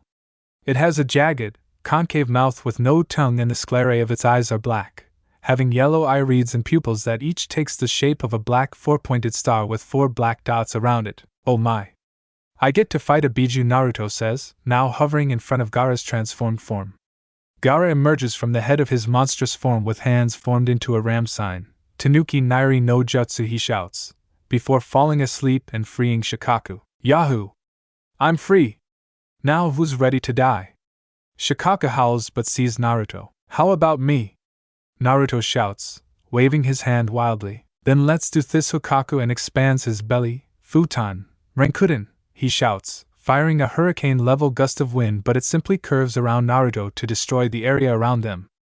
Shikaku fires 3 more blasts, but each have no effect on Naruto, as each are caught in Limitless. I should end this, Naruto says, extending his index and pinky fingers outward while leaving the rest folded. Kuko. Henko. Karasu to Shomyo. Hairi no Hazama, Naruto says, as red and blue energies begin to merge into purple. What is that? Temari thought. Kayashiki. Murasaki, Naruto says, switching to a pinching motion using the pointer and thumb while also extending the middle finger. Purple shoots forward and through Shikaku with enough force to wake Gaara as it tears a path through everything for a mile. Gaara lands on a tree but falls to the ground below as Naruto appears. Stay away from me. I won't let you destroy my existence. The former says. Why would I do that, Naruto says, shocking Gaara. How are you strong, Gaara says. Because I am, Naruto says, but suddenly Temari appears in front of Gaara. I won't let you hurt him. Temari shouts, as Kankuro appears next. You are technically my enemies, Naruto says. You can take me but let my brothers go, Temari says, shocking Gaara. A noble sacrifice, Sukuna says, from Naruto's left cheek. Naruto runs his hand through his blonde hair but jerks his head right. Go though, remember Temari. I want strong women at my side, he says. I plan to be, Temari says, as she and Kankuro lift Gaara to leap away. How noble of you to spare them, a voice says, and Naruto turns to a young man. He is a tall, slim and muscular man with short black hair partially tied up in a man bun. He has thin black eyes and bangs that occasionally cover the left eye, with his earlobes being large enough to fit fairly large circular earrings. He wears a Buddhist priest attire with a gold kaya garment over black yukata robes, white tabi socks and Zora sandals. Greeting, I am Suguru Geto, the monk says. Naruto is about to answer but a volcano vent opens up below him and a burst of flames explode upwards. Jogo. I wanted to speak, him, Geto says, glancing to his right at the disaster curse. He carries himself like an elderly man with a hunchback posture, pale gray skin, but the top of his head fades into a brown color where a volcanic-like opening is. He has a single cycloptic eye, 2 openings on the sides of his head that serve as ears and black teeth. He wears an all-black outfit that consists of a loose shirt with quarter-length sleeves with matching pants and shoes, lastly a yellow spotted cape over that along with a white scarf. Why talk to him? He killed Dagon, Jogo says. Oh yeah? I did kill someone called Dagon. Want to meet him, Naruto says, unharmed from Jogo's disaster flames. Before you do battle. I wish to speak to Sukuna, Geto says. What about Sukuna says, from Naruto's right cheek. I wish to fully revive you. The shinobi world need your power. It has become stagnant with monkeys having power where they shouldn't. Your powers can return things to zero, Geto says, such flowery words. However, I am quite content with my dear host. You know nothing of how things were. So don't try to ask me for anything, Sukuna says. Geto sighs and looks to Jogo but back to Naruto, apologizes. I have said what I needed. You go try not to die, he says and vanishes in a swirl of black smoke. So Jogo. Ready to see Dagon, Naruto says. Jogo shifts into a stance with his right like claw and his left forward in a claw, but dozens of cicada-like insects burst from his top. Each of them bear deadly stingers and human-like mouths as Jogo grins. Ember insects, he shouts. They fly at extreme speed towards Naruto and slam into infinity but tears the ground apart behind as a high-pitched sound echoes. Sound, huh, Naruto says, cupping his ear, but the insects violently explode. The blonde appears a few feet away from the explosion, but Jogo appears and slams his flames into Naruto's face into a second larger explosion of flames. Foolish, Bujogo says and turns on his heels. The foolish one is you, Naruto muses, unharmed. I know I touched you, Jogo says. Naruto blinks forward to kick Jogo in the gut, and the curse spews purple blood, but the blonde grabs his hand into several more heavy blows. Jutsushiki Henten, aka Naruto says, sending Jogo flying through several trees with red. Jogo tries to correct, but Naruto appears and pinballs the curse around the forest as Jogo skids into another clearing. Are we continuing this? You're too weak to beat me, Naruto says. Jogo explodes with flames from his volcano openings and links his hands. Ryoiki Tenkai, Gaiken Tekisen, he shouts. Naruto looks around as Jogo's domain engulfs them in the form of a sealed-off stone magma chamber with large fissures across the walls and the ground that spouts large portions of magma. Not a bad domain. Dagon had a beach, but you have the magma chamber of an active volcano, Naruto says and raises his left to cross his fingers while Jogo fires his sure hit. Ryoiki Tenkai, Nuryokusho, Naruto says and Jogo gasps in horror. He and Naruto were now in an endless void resembling outer with a large black hole, distant galaxies and numerous white patches in the background. Jogo couldn't move at all as countless information enters his mind while Naruto grabs the top of his head. This is the inner world of Limitless. You should be thankful I didn't use Malevolent Shrine, Naruto says, before ripping off Jogo's head and bringing down his domain. The blonde tosses Jogo's head across the ground and lifts his covering over his eyes. Try to survive. I'll see if you grow stronger, Naruto says, leaving the curse. Naruto stands before a grave with Tsunade, and the grave is Hiruzen Sarutobi, giving his life to cripple Orochimaru but also seal the Shodame and Nidame Hokage into the Shinigami's stomach with him. It has been about 2 weeks since Orochimaru's failed invasion, using Sunagekure and killing the Kazekage. The traitor Sannin used special curse seals to turn his forces into creatures using natural energy. Thanks to his clones, many civilians were allowed to escape, but it was not without deaths. Iai and Inoki didn't attack but didn't assist Konoha either. However, seeing Tsunade and clones in action will make them think twice. Old man, you taught me some useful things when others didn't. For that I'm grateful, Naruto says, opening a bottle of brown liquor to pour it on his headstone. Sensei, I swear, we'll make Orochimaru suffer for his crimes, Tsunade says, rising to her feet, and Naruto pulls her into a one-arm hug. The pair head back to his place but encounter an Umbu that informs them of a council meeting, and both are required to attend. They arrive and the clan heads, merchant clan heads, elders, Umbu commander and Wakano were present with her bodyguards. I call this meeting to order and I turn things over to Princess Wakano, Minato says, after clearing his throat. Wakano stares at the assembled people at the large U-shaped table. 2 weeks ago we hosted the Chunin exams, which ended in tragedy as the former Sandaime Hiruzen Sarutobi sacrificed his life to beat back Orochimaru and his horde. She starts and her eyes glance to Naruto, sitting next to Tsunade with his legs on the table. However, before that, I witnessed some of our genin competing and never have I been so disgusted concerning our genin. Wakano continues and 2 of 3 elders speak up but also make excuses. Niji Hyuga put up of a decent fight but the Hyuga stagnation has stifled him, she adds, looking at Hayashi, and the man has the decency to look down. The late Sakura Haruno embarrassed Kunoichi everywhere. Shikamaru Nara lost but showed his tactical mind. Last is Sasuke Uchiha, late for his match. Forced the Hokage to delay it, and showed the other country's weakness, Wakano says and looks to Naruto. What about our strongest genin, she adds. His actions warranted him being excluded from the exams, Minato says, which could have been done after the exams. Naruto could have garnered Fire Country and Konoha more clients. Instead we appear weak to many important people, Wakano counters and she sighs. Which is why I am taking Naruto from Konoha, she adds, shocking the Hokage and council. What do you mean? Princess Tsunade asks. My father has agreed to my request to create a special force similar to his hunting dogs. You and Naruto will be the first members of it, or you'll be his handler, Wakano replies. Why Naruto? His attitude, Kohara says, shooting the younger blonde a look. Because Naruto is powerful. His bloodlines are something that shouldn't be stifled. It should not matter if he is vessel of the Queen of Curses. She has done no harm to him. It is no different than the Kyuubi sealed inside him, Wakano says, and Naruto silent snorts. Who else would be in this group? Princess Wakano Umbu Commander Dragon asks, trying to steer things from Naruto. I'll look through our ninja corp for suitable choices, but I will not choose someone who will us make look weak, Wakano says, stopping a few who were thinking of bringing up Sasuke. Princess Wakano. May I be excused? Naruto says, yawning loudly. Yes.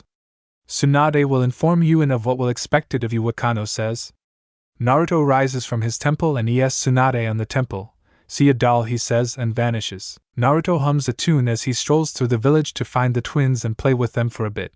The princess has given Yuen out from this plaza, Sukuna says, and Naruto chuckles softly. Yeah, and I'll be under her. Naruto with amusement muses, and Sukuna's melodious giggles echoing in his mind.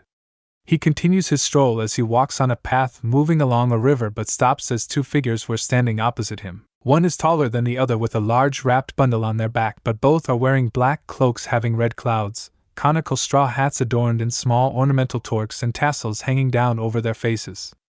The shorter of the two raises his hat to reveal his face and Sharingan eyes as Naruto smiles broadly. Been a while, Itachi, Naruto says with his tone casual, as Itachi tosses his hat aside and undoes the top of his cloak.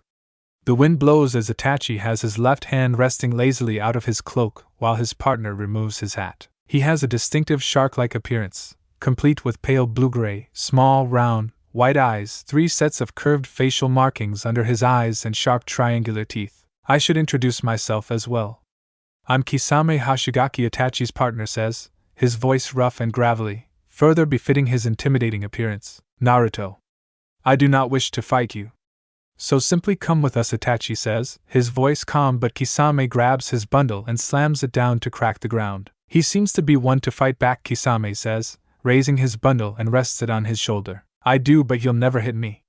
I'm sure Itachi told you about that, Naruto says, a smile never leaving his face. Kisame wastes no time and swings his bundle, but it gets caught in Limitless as Itachi has his eyes on Naruto. I did, but he did not listen, Itachi says, his eyes shifting. They take the form of 3 spiraling curves around the pupil, Tsukuyami, Itachi says, calmly and eerily. Naruto and Itachi find themselves in an inverted gray scale of Konoha with a red sky and moon. This won't take long. Akatsuki wants the Kyuubi, Itachi says, his gaze impassive. Fufufu. Too bad the Kyuubi was devoured by Mesukuna says, from Naruto's cheek, and her tone laced in malice. It still doesn't change things. Leader will not stop because of your words, Itachi says, unfazed by Sukuna's boast and keeping his gaze neutral. Hey Itachi. Why don't you fight me? I want to see if your Mangekyo can match up to me, Naruto says, a cocky grin on his face, but the world around them shatters. The blonde frowns as he sees Kakashi, Kurenai, Asuma and Guy around him, while Itachi and Kisame have vanished. You guys sure ruined things. I was going to face 2 S-class missing Nin, Naruto says, his shoulders slumping in disappointment. What did they want? Kakashi says, his visible eye narrowed, but Naruto ignores him completely. What happened? Kurenai says, trying to coax Naruto to speak with concern in her tone. Naruto looks over the 4 jonin but sets his gaze on Kurenai. The Kyuubi, he muses, simply, and vanishes. He appears inside the forest of death with a loud and heavy sigh. 2 S-class missing Nin. 2 S-class missing Nin. I know Itachi's cool, but 2 S-class missing Nin right in front of me, and they it up. Naruto shouts, his frustration palpable. I know, dear, but with the princess decree, you'll get your chance. Akatsuki's full of Sukuna's soothing voice echoes to calm down Naruto's agitated state. Yen Naruto muses and heads to his place, finding Shizen waiting with the twins. Me! The twins shout, running to their brother, and he hugs them. Maki. My. I'm letting you stay with Naruto tonight, but only because your father insisted, Shizen says, her expression stern towards him. Thank you, Shizen, I'll take it from here, Naruto said, his tone clipped. Shizen pursed her lips and senses the tension but refrains from commenting further, and with a curt nod, turns and leaves with her departure a relief to Naruto. Maki and Mai were oblivious to the undercurrents as they giggle and cling to their brother, their tiny hands tugging at his shirt. "Nee. Play with us," Mai pleads, her eyes wide and imploring as Maki fixes her glasses. Naruto couldn't help but smile warmly at his adorable sisters and their innocent faces tugging at his heartstrings. "Of course, my little angels," he replies, scooping them up in his arms and eliciting squeals of delight from the twins. Naruto knows he needs to have a serious conversation with them as he carries them inside, but he didn't want to dampen their spirits just yet. He would indulge in their playful antics for now, cherishing these precious moments before the weight of his impending departure settles upon them. The trio spend the next hour lost in a world of imagination, with Naruto crafting intricate stories, and the twins hanging on to every word, their eyes wide with wonder, but he couldn't delay the inevitable any longer. "Listen, you two," Naruto begins, his voice soft yet tinged with a hint of solemnity, as both twins sit in his lap. "Ni has to leave Konoha for a while," Naruto adds, their small bodies cuddled against his chest. The twins' faces fall, with their smiles replaced by expressions of confusion and sadness. "Why Ni?" Mai asks, her voice trembling slightly. Naruto takes a deep breath and chooses his words carefully. "Princess Wakano needs me and Auntie Tsunade's help. There are some really bad people out there, and they're causing trouble. We have to go and stop them," he said, his voice steady and his eyes flickering with determination. Mai's eyes well up with tears with a few sniffles. "But we'll miss you, Ni," she whimpers, burying her face in Naruto's chest. "I'll miss you too. More than you can imagine. But I promise I'll come back and then we can play all the games you want," Naruto says, placing a tender on each of their foreheads. "We'll be brave, Ni. Just come back safe, okay?" Maki says, nodding resolutely and her tears glistening behind her glasses. "I will, my precious ones," Naruto says, his gaze on their unwavering trust and love. Maki and Mai beam with their faces slowly lighting up after crying. "Can we play in your garden, Ni?" Maki asks, her eyes sparkling. "Of course. Let's go," Naruto says, ruffling their hair affectionately. Scooping them up in his arms, carries them outside to the lush garden he has painstakingly cultivated. Vibrant flowers bloom in a riot of colors and their petals glistening from a fresh feeding. Butterflies flutter from blossom to blossom, their delicate wings fluttering gracefully. Maki and Mai giggle with delight as their tiny hands reaching out to touch the velvety petals. Naruto sets them down gently and they scampered across the garden, chasing the butterflies and filling the air with their infectious laughter. They help him work on some of his recent plantings, while asking them to help take care of them when he's gone. "All right. Time for a bath," Naruto says, gathering the dirty twins and carrying them inside. The bathroom soon echoes with shrieks of laughter as Naruto helps them bathe, splashing water and creating a playful atmosphere. Once they were clean and dressed in their pajamas, takes them downstairs and sets them up with a video as he prepares a simple yet delicious meal. Soon the delectable aroma of simmering spices waft through the kitchen as Naruto expertly maneuvers around the counters, a chef's apron adorning his frame. "Not bad," Sukuna says, as Naruto moves with practiced hands while deftly chopping vegetables and their vibrant colors a testament to their freshness. A pot bubbles merrily on the stove as its contents a tantalizing blend of savory broth and tender chunks of meat. Naruto adds a pinch of salt and his brow furrows in concentration as he tastes the concoction, adjusting the seasoning to perfection. The sound of the front door opening catches his attention and he turns to see Tsunade enter the kitchen. "Welcome home, Tsunade. Bath. Dinner or me?" Naruto greet warmly, a smile spreading across his face. "It smells heavenly in here, Naruto. So I chose dinner. Bath and then you," Tsunade remarks, inhaling deeply and smirking. "It's nothing too fancy. Just a simple stew. But I know how much the twins love it," Naruto says with a small chuckle, stirring the pot with a wooden spoon. As if on cue, the pitter-patter of little feet herald the arrival of Maki and Mai, Auntie Tsunade. They exclaim in unison, rushing to embrace her. Tsunade laughs and envelopes them in her arms. "Hello, my little darlings. I hope you've been good for your brother," she coos, planting ES on their foreheads. "We have. We played in the garden and chased butterflies." Maki pipes up, nodding vigorously. "And Ni is making our favorite stew," Mai adds, her eyes shining with excitement. Tsunade ruffles their hair affectionately. "Well, isn't that wonderful? I can't wait to try it," she says, turning to Naruto and her expression one of gratitude. "It's my pleasure. You know how much I adore these little rascals," Naruto says, waving off her thanks. Tsunade joins the twins in watching their video and Naruto continues cooking, her presence bringing a sense of comfort and familiarity. Soon they sit down to eat as the twins regale them with tales and their excited chatter filling the room with joy. They watch some more videos after dinner, but around 7 they take the twins upstairs for their bedtime routine. He helps them brush their teeth, chuckling at their antics as they playfully splash water at each other. Once they were clean and dry, tuck them into bed and planting gentle yes on their foreheads. "Good night," Naruto whispers, his heart overflowing with love. "Good night, Ni," they chorus sleepily, their eyelids already drooping.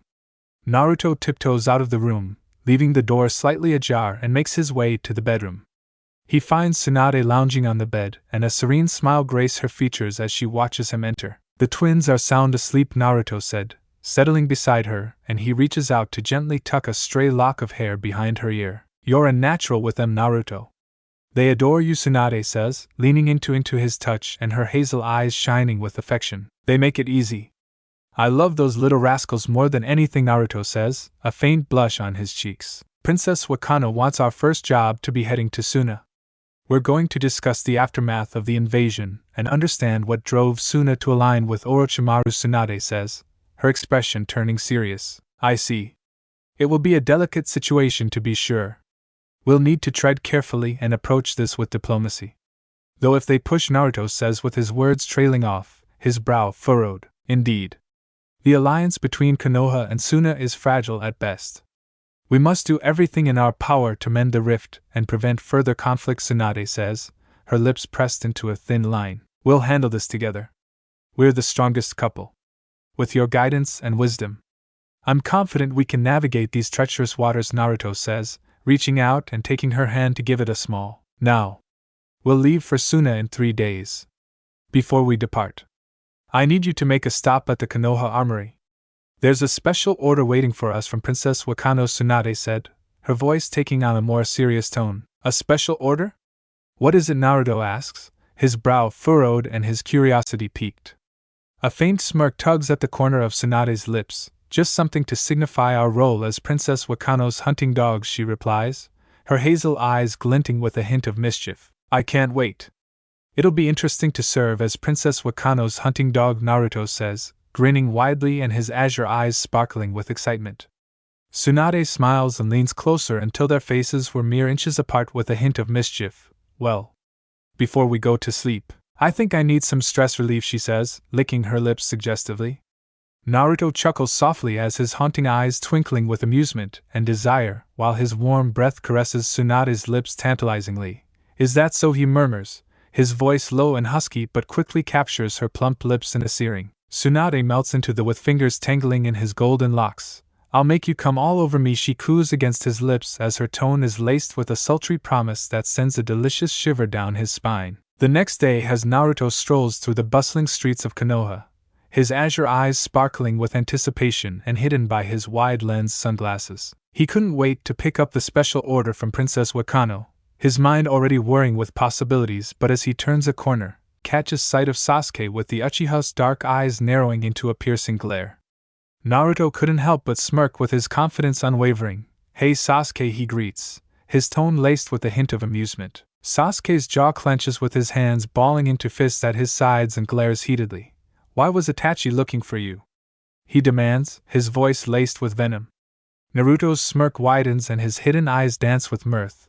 "Because I'm strong unlike you," he retorts, his words dripping with smug confidence. Sasuke's face contorts with rage and he lunges forward, his fist raised, but Naruto's Limitless slows him to a crawl as the blonde has a sly smirk on his lips. "You bastard," Sasuke hisses, his fist inching forward at a glacial pace and almost comical in its sluggishness while trying to force it forward. "What's the matter, Sasuke? Having trouble keeping up? Did you forget about Limitless?" Naruto taunts, his azure eyes dancing with amusement. He saunters closer with his steps light and confident as the blonde holds out his hand to Sasuke's, while shaking his head in mock disappointment. "You see, Sasuke, this is the power you'll never possess. This close and you can't touch me," Naruto said, his voice laced with smug superiority. Sasuke grits his teeth with his Sharingan spinning wildly as he attempts to circumvent Naruto's Limitless technique. "Pathetic. Is this the best the mighty Uchiha clan has to offer?" Pitiful, Naruto sneers, circling Sasuke like a predator toying with its prey. Sasuke whirls around as his eyes burn with fury and humiliation. "I'll make you pay for this, Uzumaki," he snarls, his voice trembling with barely restrained rage. Naruto merely chuckles and is unfazed by Sasuke's threats. "I'd like to see you try," he taunts, his eyes glinting with mischievous confidence. Sasuke seethes with rage and his Sharingan blazes while he prepares to unleash a devastating jutsu upon his arrogant rival, but a familiar voice cut through the tension. "Enough!" Kakashi said sternly, his lone eye narrowed in disapproval as he materializes between them. Naruto scoffs with his cocky demeanor unshaken. "Perhaps you should teach your genin some temperance, Kakashi, otherwise he might end up like poor Sakura," he drawls, his azure eyes glinting with foes' sadness concerning Sakura. Sasuke flinches at the mention of Sakura's name, his mind flashing back to the terrifying moment when Gaara mercilessly crushed her to death against a tree. The memory sends a shudder down his spine and he clenches his fists tightly, his knuckles turning white while dark whispers echo in his mind. "Shut your mouth, Uzumaki. You know nothing about Sakura's pain. If you are so strong, you should have saved her," Sasuke growls, his voice laced with venom. Naruto blinks behind his sunglasses and a mocking smirk tugs at the corner of his lips. "Oh, now you care about Sakura. Shame she died before she knew that," he drawls, his words dripping with sarcasm. Kakashi steps forward with his lone eye narrowing in a stern gaze. "Enough, Naruto," he said, his tone leaving no room for argument. "Then teach your student to act like you." "Dog of Namikaze," Sukuna says from Naruto's cheek, and her voice is sinister. "Your precious and now sole student is nothing but a spoiled brat." Consumed by his own arrogance and thirst for vengeance, she adds, her eyes on Naruto's forehead are glinting with malicious amusement as she regards Kakashi. Sasuke's Sharingan flares back to life and his crimson eyes burning with fury. "You dare mock me, demon?" he snarls, his hands already weaving through a series of hand seals. "Oh please, Sasuke. You're no match me, yet you wish to face the Queen of Curses," Naruto says, his voice laced with condescension. Kakashi's visible eye narrows and he steps between the two. "Enough. Sasuke, you need to control your anger or the curse mark may activate," he says, his posture tense and ready for action. "Listen to the dog, Sasuke," Naruto says, lifting his sunglasses and showing his haunting eyes. Sukuna's laughter echoes through the air with her face twisting into a mocking sneer and Naruto's face. "Yes. Listen to your master, little Uchiha. Perhaps one day you'll grow a spine and stop cowering behind that pathetic facade of yours," she taunts, her voice dripping with disdain. "I'll show you, demon!" Sasuke roars, his Sharingan spinning wildly as he glares at Naruto and the taunting demon that resides within him.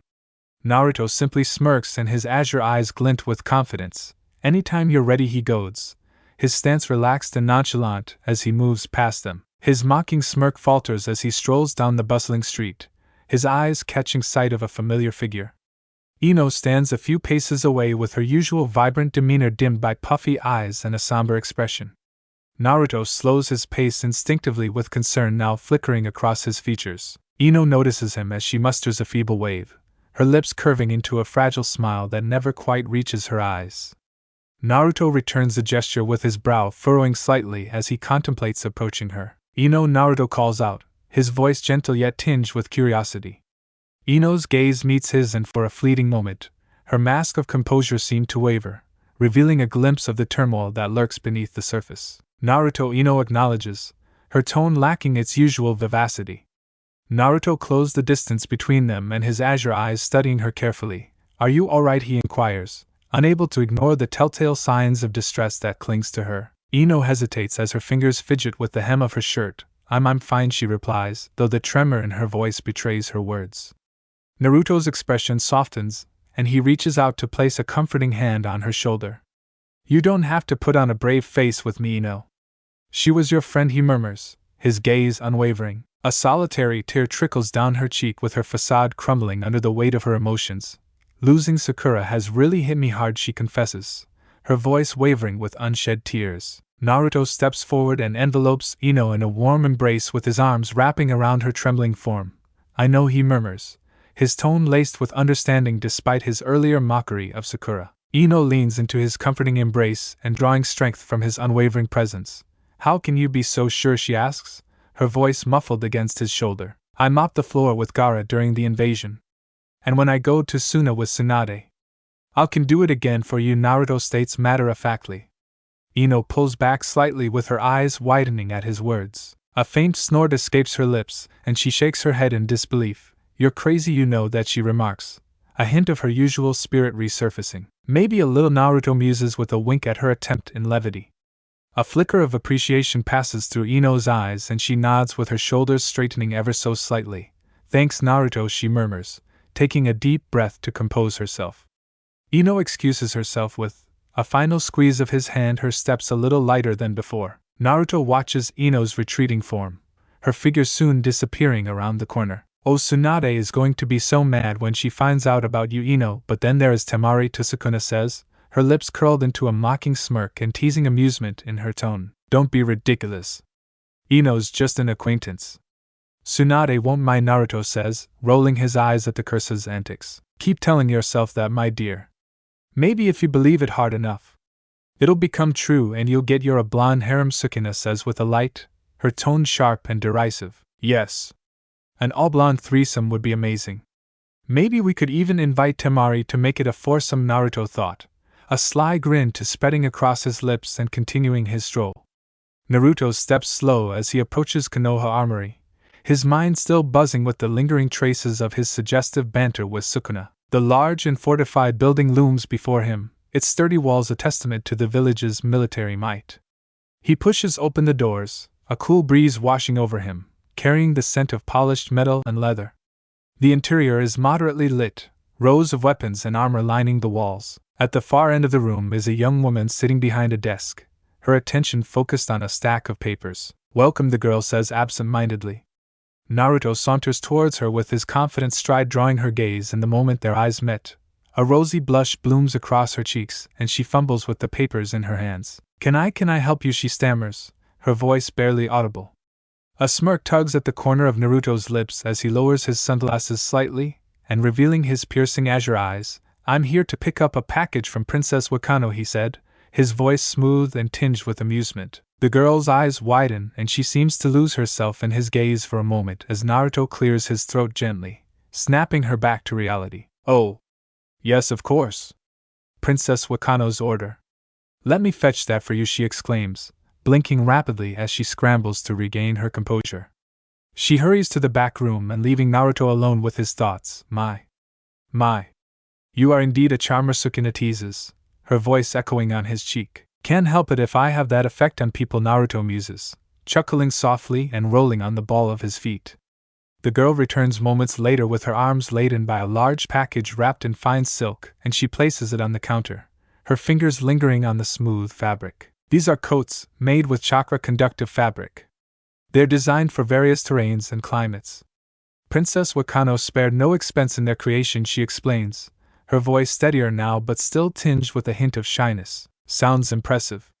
I'm sure they'll come in handy on my upcoming mission," Naruto says with an appreciative nod, running his hand over the package. The girl's eyes lit up with curiosity. "A mission? That sounds exciting.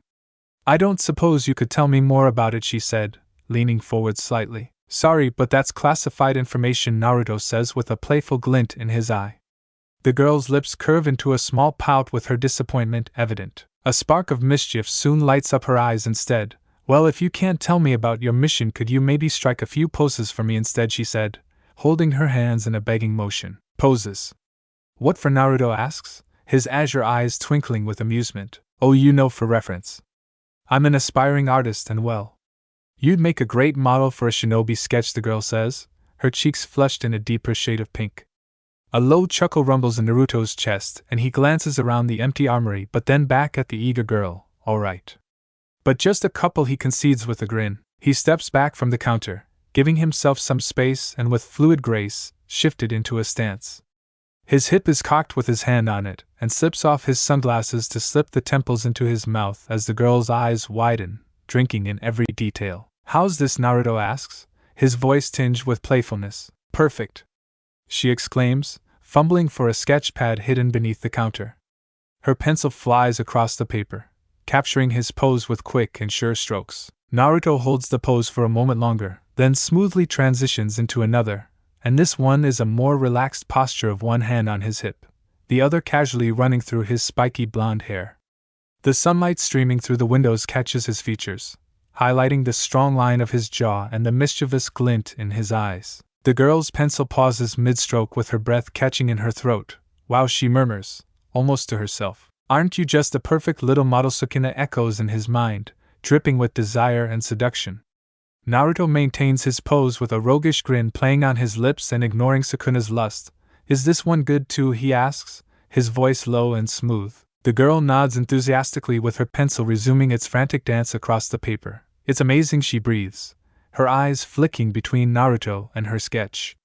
She soon finishes as Naruto relaxes his pose and saunters back to the counter. So do I get to see these masterpieces? He asks, leaning forward with interest. The girl hesitates for a moment, and then shyly turns the sketchpad around. The rough sketches captures Naruto's likeness with surprising accuracy, emphasizing his confident posture and the glint in his eyes. These are pretty good. You've got talent, Naruto said, genuinely impressed. Thank you? I'm glad you like them. Maybe next time you're here. We could do a longer session, the girl says, while beaming at the compliment and her earlier shyness melting away. Naruto chuckles while picking up the package from the counter. We'll see. For now, I've got a mission to prepare for. Thanks for the sketches and for this, he said with a wink and gesturing to the package. Good luck on your mission, the girl calls out as Naruto waves, while not looking back. With that, steps out into the sunlight and leaving behind a blushing but starry-eyed aspiring artist, and the lingering echo of Sukuna's seductive laughter in his mind. The next 3 days pass in a flurry of preparation as Naruto spends most of his time with Tsunade, going over their mission details and packing essentials for their journey to Suna. The air in Konoha is thick with anticipation as whispers of the upcoming diplomatic mission spreads through the village like wildfire. Naruto stands at the village gates on the morning of their departure, and his new coat fluttering in the gentle breeze. It is a black dress uniform jacket which features a red lining along the torso with the lower half of the coat forming 2 tails. Tsunade stands beside him with her blonde hair tied back in her usual pigtails, her expression a mix of determination and slight annoyance. The source being the figure standing opposite them with an air of authority. Naruto. Tsunade. I hope you understand the importance of this mission. It's crucial for Konoha to reform our alliance with Suna, he says, his voice carrying a hint of tension. With all due respect, Minato. We're undertaking this mission at the request of Princess Wakano.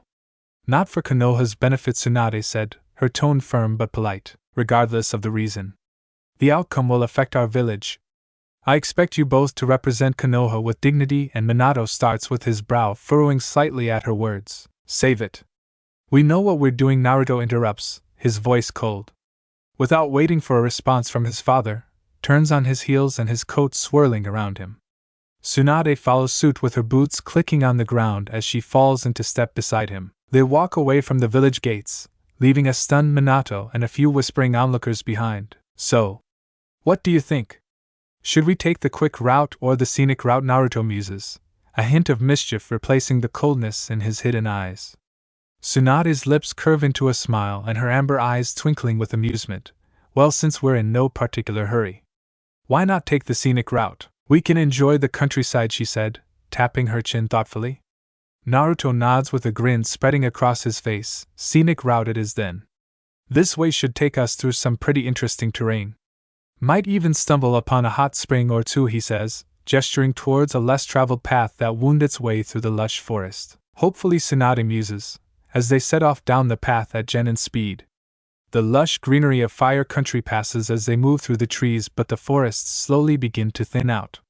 The air grows warmer and the humidity decreases with each passing hour. Naruto and Tsunade move in a comfortable rhythm, their movements in sync as they make their way towards Suna. You know, I haven't made this journey in years.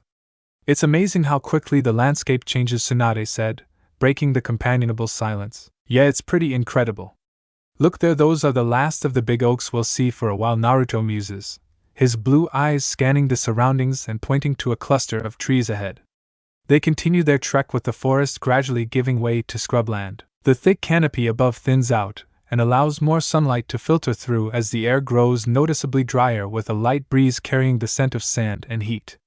They soon reach the border between fire and wind country by nightfall before setting up camp near a small oasis, the last vestige of greenery before the vast desert that lay ahead. Tsunade pulls out a map as they sit by a campfire. We should reach Suna by tomorrow evening if we pace ourselves, she said, tracing their route with her finger. Sounds good. We'll need to start early to avoid the worst of the heat, Naruto says and leans in, his shoulder brushing against hers. They set out the next morning just as the sun is peeking over the horizon. The terrain changed from the green trees and shrubs, replaced by endless dunes of golden sand. The heat rises quickly while shimmering in the distance, and creating mirages on the horizon. It's been a while since I've felt this kind of heat, Naruto says, wiping sweat from his brow as Tsunade tied a scarf around her head and her blonde hair tucked safely away. Just wait until midday. This is nothing compared to what's coming, Tsunade says with an amused chuckle. Naruto grins as his haunting blue eyes twinkling with mischief. Oh? I've got a solution for that. I could use Limitless to keep the heat and sand off us. It'd be like walking in our own personal air-conditioned bubble, he said, raising his hand to reach for his sunglasses. Tsunade shakes her head with a smile playing on her lips. No need for that, Naruto.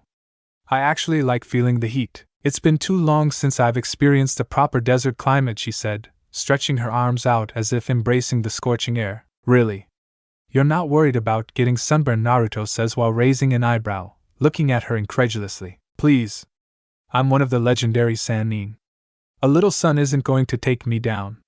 Besides, wouldn't you like to see me with AY10? Tsunade says with a playful wink. Oh yes, an AY string bikini too, I bet, Naruto replies, his voice dropping to a husky tone.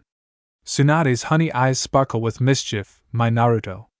Aren't we feeling bold today? Who knows? If we find a secluded oasis. You might just get your wish, she says while placing a hand on her hip, striking a pose that accentuated her curves. Naruto chuckles with his blue eyes roaming over Tsunade's figure appreciatively. I wouldn't mind that at all. But let's focus on getting to Suna first. We can always explore other activities later, he muses, a playful smirk tugging at his lips. Good thinking. I'm glad to see you've got your priorities straight, Tsunade says, a mix of amusement and respect in her gaze. They continue their trek across the desert with the sun beating down mercilessly on them, and the landscape changes once again. Naruto spots the faint outline of rocky cliffs rising from the desert floor. Look, I think we're getting close to Suna, he said, a hint of excitement in his voice. Good eye, Naruto. Those are the cliffs that protect Sunagakure, Tsunade says while squinting against the glare of the sun. They draw nearer and the cliffs loom larger, their jagged faces a stark contrast to the smooth dunes they'd been traversing. The sand beneath their feet gradually give way to rockier terrain. It's impressive how well hidden Suna is if you didn't know what you were looking for. You'd never find it, Naruto remarks, his eyes scanning the seemingly impenetrable wall of rock before them. That's the point. Suna's natural defenses are part of what makes it such a formidable hidden village, Tsunade says while nodding approvingly. They approach the base of the cliffs as a passage cut between two towering rock faces with the cleft wide enough for 4 people to walk side by side, its walls casting deep shadows that providing welcome relief from the desert sun. This is the only way in or out of the village. It makes Suna nearly impregnable to outside attacks, Tsunade explains as they enter the passage. 2 figures suddenly materialize from the shadows ahead with their forms barely visible in the dim light, while wearing the distinctive attire of Suna shinobi of 10 flak jackets and cloth headpieces. Halt! Identify yourselves and state your business in Sunagakure, one of the guards calls out, his voice firm and authoritative. I am Tsunade Senju of Kanahigakure, and this is my companion Naruto Uzumaki. We're here to see Suna's council at the request of Princess Wakano of Fire Country, Tsunade says, her posture radiating confidence and authority. I see. And what business does Princess Wakano have with our council? The first guard said, his voice tinged with curiosity, while exchanging a look with the second guard. We're here to discuss Suna's recent attempt at invasion. I'm sure you know all about it. Princess Wakano believes this matter requires immediate attention and diplomatic intervention, Tsunade says, her eyes narrowing slightly. A tense silence falls over the narrow passage as Naruto could feel the guard's scrutiny, their eyes darting between him and Tsunade. His posture is relaxed but ready and letting Tsunade handle the situation very well. We were informed of your possible arrival. Please follow us. We'll escort you to the village, the second guard says after what feels like an eternity. They begin to move deeper into the passage as Naruto couldn't help but feel excitement at chance of see Temari once again. They emerged from the passageway and were greeted by a kunoichi with sharp eyes and a no-nonsense demeanor. Her sandy-colored hair is tied back in a tight bun and her attire is typical of Suna shinobi. Greetings. I am Maki and I'll be escorting you to your accommodations. The council is currently being assembled to discuss the matters you've brought to our attention, the kunoichi said, her voice crisp and professional. Naruto and Tsunade exchange a glance before following Maki through the winding streets of Sunagakure, the sprawling expanse of the village coming into view. The buildings seem to rise from the desert itself, their smooth, rounded edges blending seamlessly with the surroundings. Most structures appear to be made of a pale and sun-baked material, either clay or stucco that reflect the harsh sunlight while keeping the interiors cool. You're Naruto Uzumaki, aren't you? The one who defeated Gaara during the invasion, Maki says while glancing back at Naruto. His lips curl into a smirk with a mix of pride and something darker flashing in his eyes. That's right. But not before he killed the Konoha genin, he replies, his voice carrying a hint of steel or amusement. Maki's steps falter for a moment with surprise evident in her posture, but quickly regains her composure. Tsunade shoots Naruto a warning glance, but he meets her gaze steadily and a faint smile as they continue on. I've been meaning to ask that with the Yondaime Kazekage's unfortunate demise. Who is currently running the village? Tsunade begins, her voice calm and collected. Maki's eyes hold a mix of sadness and determination as she glances to the two Konoha ninja. Lord Baki and the council are currently overseeing village affairs. This arrangement will continue until a Godaime Kazekage is chosen, she said, her voice steady despite the weight of her words. I see, Tsunade says, storing away this piece of information for later. Your hotel is just ahead. I'll return to escort you to the council chambers once they're ready for you. In the meantime, please feel free to rest and refresh yourselves, Maki says to them and gestures towards a modest, but well-maintained building. I'll leave you to settle in. Please don't hesitate to ask the staff if you need anything. I'll return when the council is ready to receive you, she adds, as they reach the hotel entrance and bowing slightly. Thank you, Maki. We appreciate your hospitality, Tsunade says while nodding gratefully. Maki nods and disappears in a swirl of sand, leaving Naruto and Tsunade to contemplate the diplomatic challenges that lay ahead. Well, I guess we should check in, Naruto said, breaking the silence. Let's get settled and prepare for the meeting, Tsunade says, her eyes scanning the modest lobby. They approach the front desk as a middle-aged man with a neatly trimmed beard greet them with a polite smile. His eyes widen slightly in recognition at the sight of Tsunade, but he maintains his professional demeanor.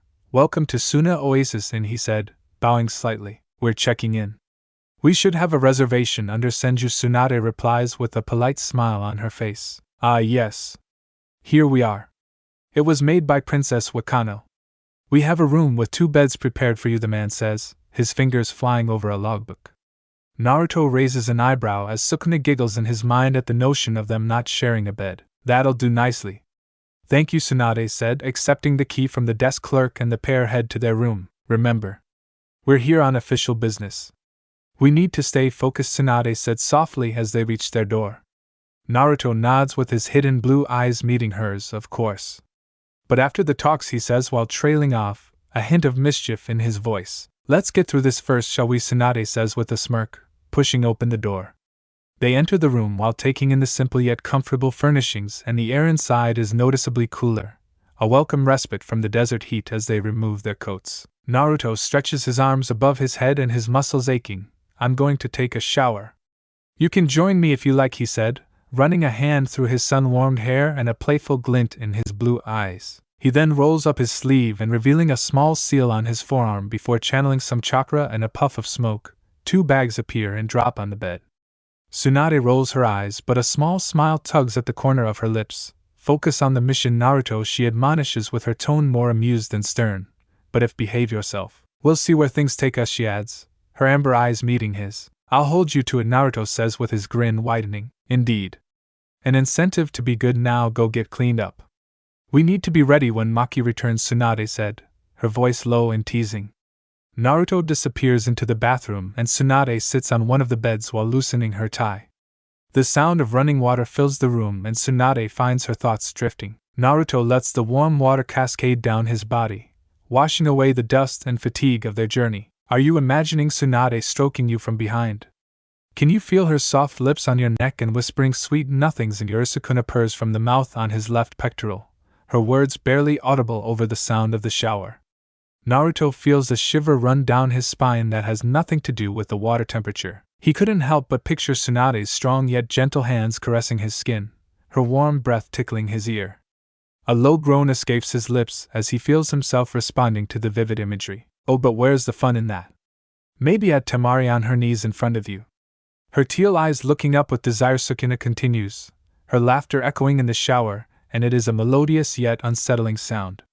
Naruto's breath hitches with a chuckle, but he tries to focus on washing his hair, but she wasn't done, or perhaps Ino. Just imagine how beautiful she'll be in 2 years' time.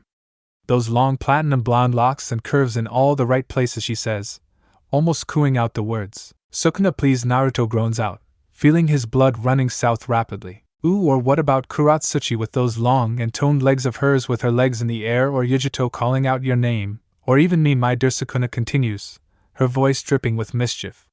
Naruto lets out a frustrated groan while pressing his forehead against the cool tile of the shower wall. You're impossible. I'm about to bust, he mutters, reaching for the shower knob to turn the water to cold. The icy stream hits his skin and he gasps, but it helps clear his mind of the tantalizing scenarios Sukuna had conjured. Sport, Sukuna says with a mouth pouting, but her voice holds a note of amusement. Naruto finishes his shower and steps out of the shower, wrapping a towel around his waist and around his hair. He steps out the bathroom with a few droplets of water still clinging to his tan skin and notices Tsunade sitting on one of the beds, seemingly lost in thought. All done, the shower's all yours if you want to use it, Tsunade, Naruto said, her honey eyes snapping towards him. Tsunade's gaze lingers on him for a moment longer than necessary, her eyes trailing over his bare chest and the towel slung low on his hips. Thanks, I think I'll take you up on that offer. A cold shower might be just what I need right now, Tsunade says, her voice a touch huskier than usual, and quickly gathers her clothes in her arms. Don't take too long, Naruto calls out after she passes him, a hint of playfulness in his voice.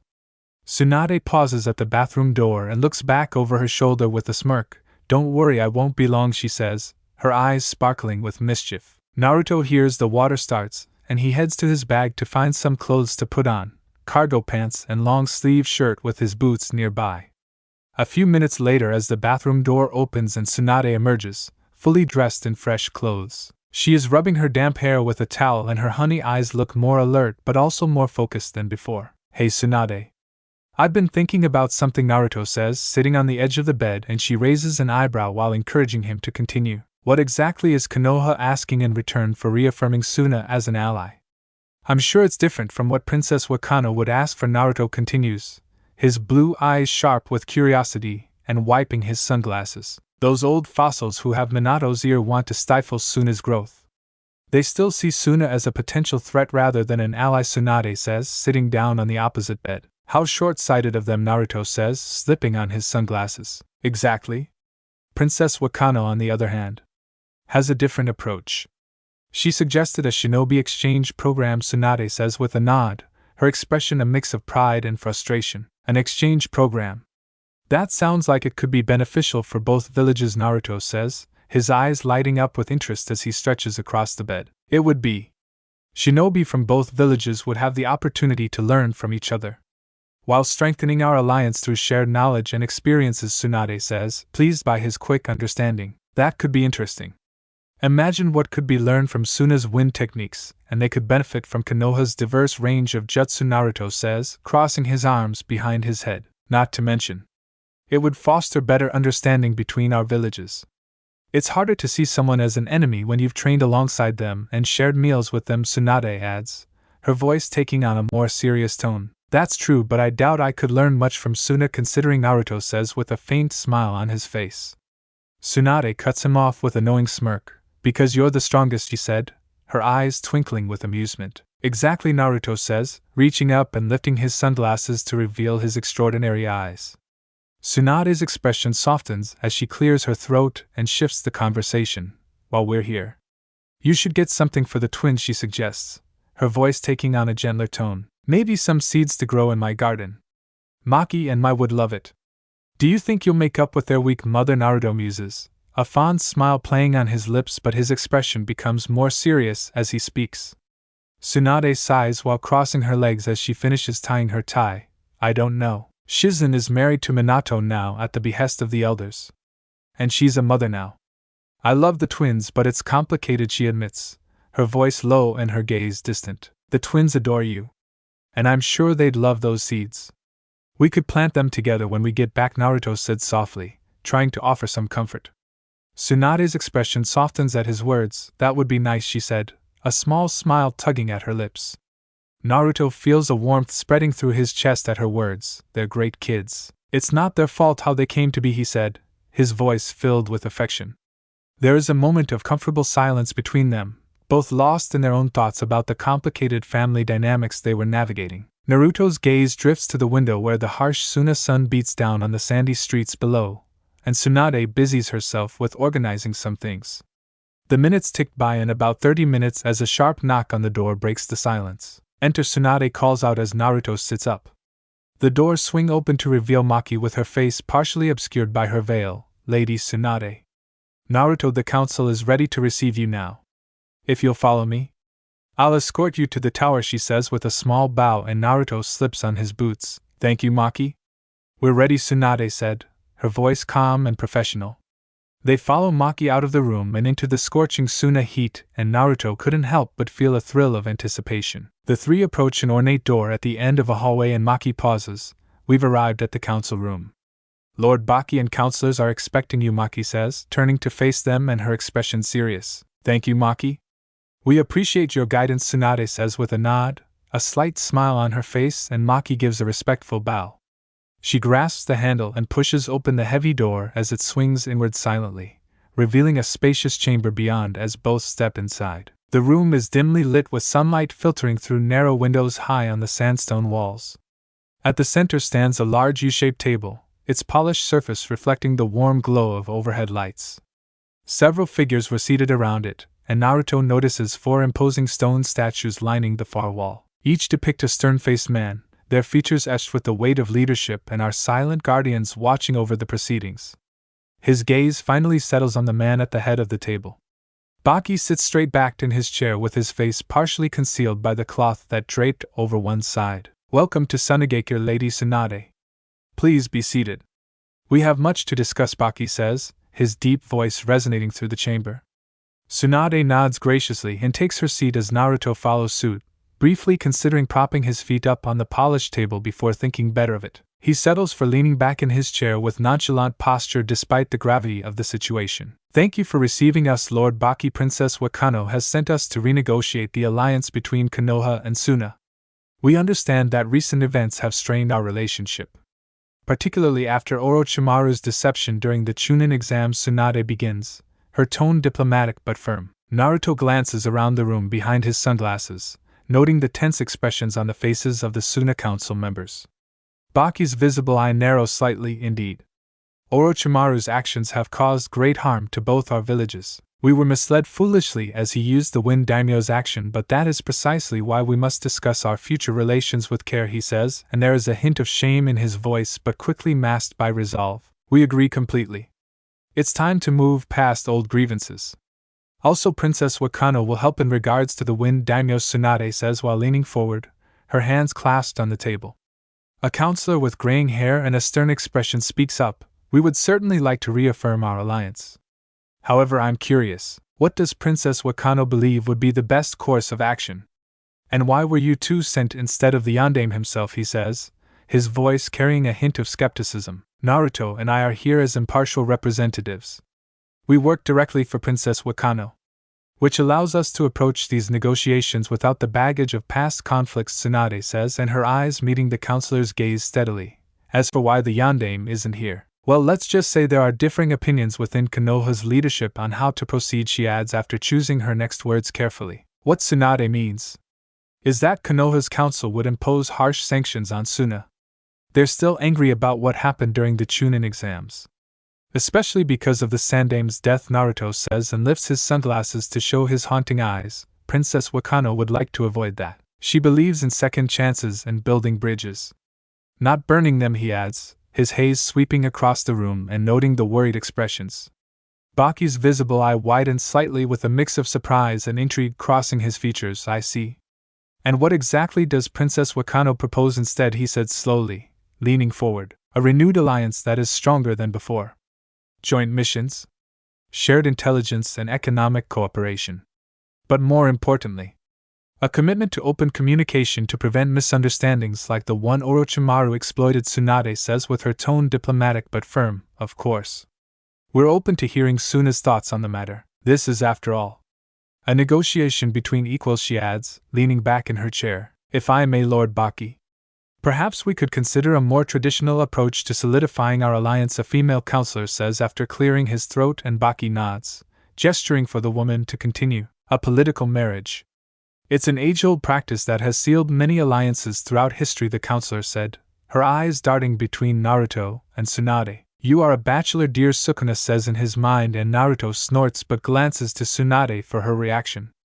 Tsunade's expression remains neutral, but Naruto could see a glimmer of amusement in her eyes, an interesting suggestion. However, I believe we need a more practical solution that could benefit both our villages in the long term, she said diplomatically. Princess Wakano suggested a shinobi exchange program, she adds, her hands clasped in her lap. The room falls silent as the council members consider her words, and Baki's visible eyebrow raised slightly, indicating his interest. Go on, Baki said, his voice betraying a hint of curiosity. We could have skilled shinobi from each village spend time training and working with the other.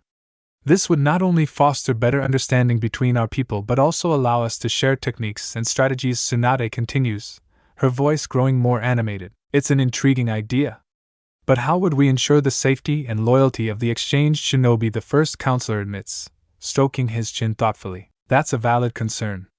We could start small, perhaps with a pilot program involving a handful of carefully selected individuals from each village. We'd establish clear guidelines and safety protocols, of course, Tsunade says, acknowledging his point. Your proposal has merit. It would certainly promote the kind of open communication you mentioned earlier, Baki says, and leans back in his chair. What are your thoughts on this shinobi exchange program, he adds, looking to address the rest of the council. Why should we work with other villages at all? A creaky voice cut through the room like a rusty canide before anyone can speak. All heads turned to see an elderly woman hobbling into the council chamber, her wrinkled face set in a scowl. Chio? I thought you died already, Tsunade says with her eyes widening in recognition, a mix of surprise and irritation flashing across her face. No way, Slug Queen. It'll take more than old age to keep me down, Chio says with a cackle, the sound echoing off the stone walls. Naruto watches the exchange with fascination, and his hidden eyes darting between the two formidable kunoichi. Chio's gaze suddenly locks onto Naruto, with her eyes narrowing as she studied him intently. You're the brat that has the 6 eyes and limitless technique, aren't you, she said, pointing a gnarled finger at him. Naruto chuckles with a wide grin spreading across his face. I'm also host to the Queen of Curses, Sukuna too, he says, his voice carrying a hint of pride mixed with amusement. The room falls into a stunned silence, with the council members exchanging worried glances, and Chio's eyes widen for a moment before narrowing in suspicion. Sukuna? The ancient curse. Do you have any idea what you're dealing with, Chio croaks, her voice a mix of disbelief and curiosity. Naruto's grin doesn't falter, but there's a flicker of something deeper in his eyes. Oh, I've got a pretty good idea. Sukuna and I have come to an understanding, he replies, his tone light but with an undercurrent of confidence. Baki leans forward with his visible eye fixed intently on Naruto. This is unexpected information. I trust you have control over this entity, he says slowly, choosing his words with care, and other council members looking to the blonde. I do, Naruto affirms, his voice steady with a faint smile. The room falls back into an uneasy silence as the council members glance between Chio, Naruto, and Tsunade while Baki clears his throat, attempting to regain control of the situation. Lady Chio, your input is always valued. However, we were in the middle of discussing a potential shinobi exchange program with Konoha. Perhaps you'd like to share your thoughts on the matter, Baki said respectfully. Exchange program? Bah. In my day, we didn't need to hold hands with other villages to be strong, Chio says, shuffling towards an empty seat at the table. Times have changed, Chio. The shinobi world is evolving, and we need to evolve with it. Isolation will only lead to more misunderstandings and conflicts. Like your invasion, Tsunade says, her expression tightening, but she keeps her voice level. And what do you know about it, Slug Queen? You've been off gambling and drinking for years. Now you waltz in here and pretend to be a diplomat, Chio shot back, easing herself into the chair. Tsunade's eyes narrow, but she remains surprisingly calm in the face of Chio's barb. A small but knowing smile plays at the corners of her lips as she leans back in her chair. Actually, Chio, I work for the Princess of Fire Country now. I'm one of her new hunting dogs, she says, her voice steady and confident. The princess has chosen well, Baki murmurs, more to himself than anyone else. His mind races while connecting the dots as he heard whispers of the Fire Lord's elite force that hunts curses, but for the princess to have someone like Tsunade in her employ is unexpected. Chiyo's wrinkled face contorts in a mix of surprise and grudging respect, and she opens her mouth to retort, but Baki cut her off. The world is changing, as I said. We all must adapt to survive, Tsunade says with a nod to Baki, but her eyes never leave Chiyo's face. Indeed, old lady. I'm sure you'd hate for your country to be left in the sands of time, Naruto chimes in, his voice carrying a playful tone that contrasted with the seriousness of the situation. Chiyo's wrinkled face contorts into a scowl at Naruto's words, but before she could retort, Tsunade holds up a scroll for all to see. These are Princess Wakano and Konoha's demands to renegotiate our alliance and maintain it, she announces, her voice carrying a note of finality, and hands to a shinobi to give to Baki. The atmosphere in the council chambers shifts with tension mixing with curiosity, as the Suna officials exchange glances. I see. Perhaps we should review these demands before we continue our discussion, Baki said slowly, his hand reaching out to take the scroll from his shinobi. Naruto watches lazily as Baki carefully unrolls the scroll and his eyes scanning the contents. The Suna council members gather around him to read the scroll, but the heavy wooden doors of the council chamber creak open. All heads turn to see three familiar figures enter the room of Temari, flanked by her brothers Gaara and Kankuro. Naruto's eyes light up behind his dark sunglasses as he catches sight of Temari. "Hey you," he calls out, his voice carrying a subtle note of flirtation. Temari's teal eyes find Naruto's hidden one, and a small smirk plays at the corners of her lips. "Hey you too," she replies, her tone matching his playful energy. Kankuro trails behind his sister, his eyes darting around the room and pointedly avoiding Naruto's gaze. The puppet master's body language is tense, hinting at unresolved feelings or perhaps lingering resentment from past encounters. Gaara's pale green eyes locked onto Naruto with an intense and unblinking stare. The red-haired Jinchuriki said nothing, but his presence seems to fill the room with a palpable tension. Temari. Kankuro. Gaara. What brings you to the council chamber? Baki says, his visible eye widening slightly at the unexpected interruption. Temari steps forward with her posture straight and professional despite the earlier moment of familiarity with Naruto. We heard about the negotiations with Konoha, as the children of the former Kazekage and shinobi of Suna. We felt it was our duty to be present for such important discussions, she explained, her voice clear and confident. Well, looks like the young ones want a say in Suna's future. Maybe there's hope for this village yet, Chiyo croaks, her wrinkled face creasing into a wry smile. Very well. You may observe the proceedings. We were just about to review the demands from Princess Wakano and Konoha, Baki said, his tone measured. Temari, Kankuro and Gaara take their places around the table as the negotiations have just become even more interesting. Thanks for watching this video. You really enjoy this video. Like, subscribe, and comment down below, and turn on that bell notification. Don't forget to support and follow Chamblaze for writing that awesome fanfic, and also make sure to comment on this story, link in the description. See you in the next video. Goodbye.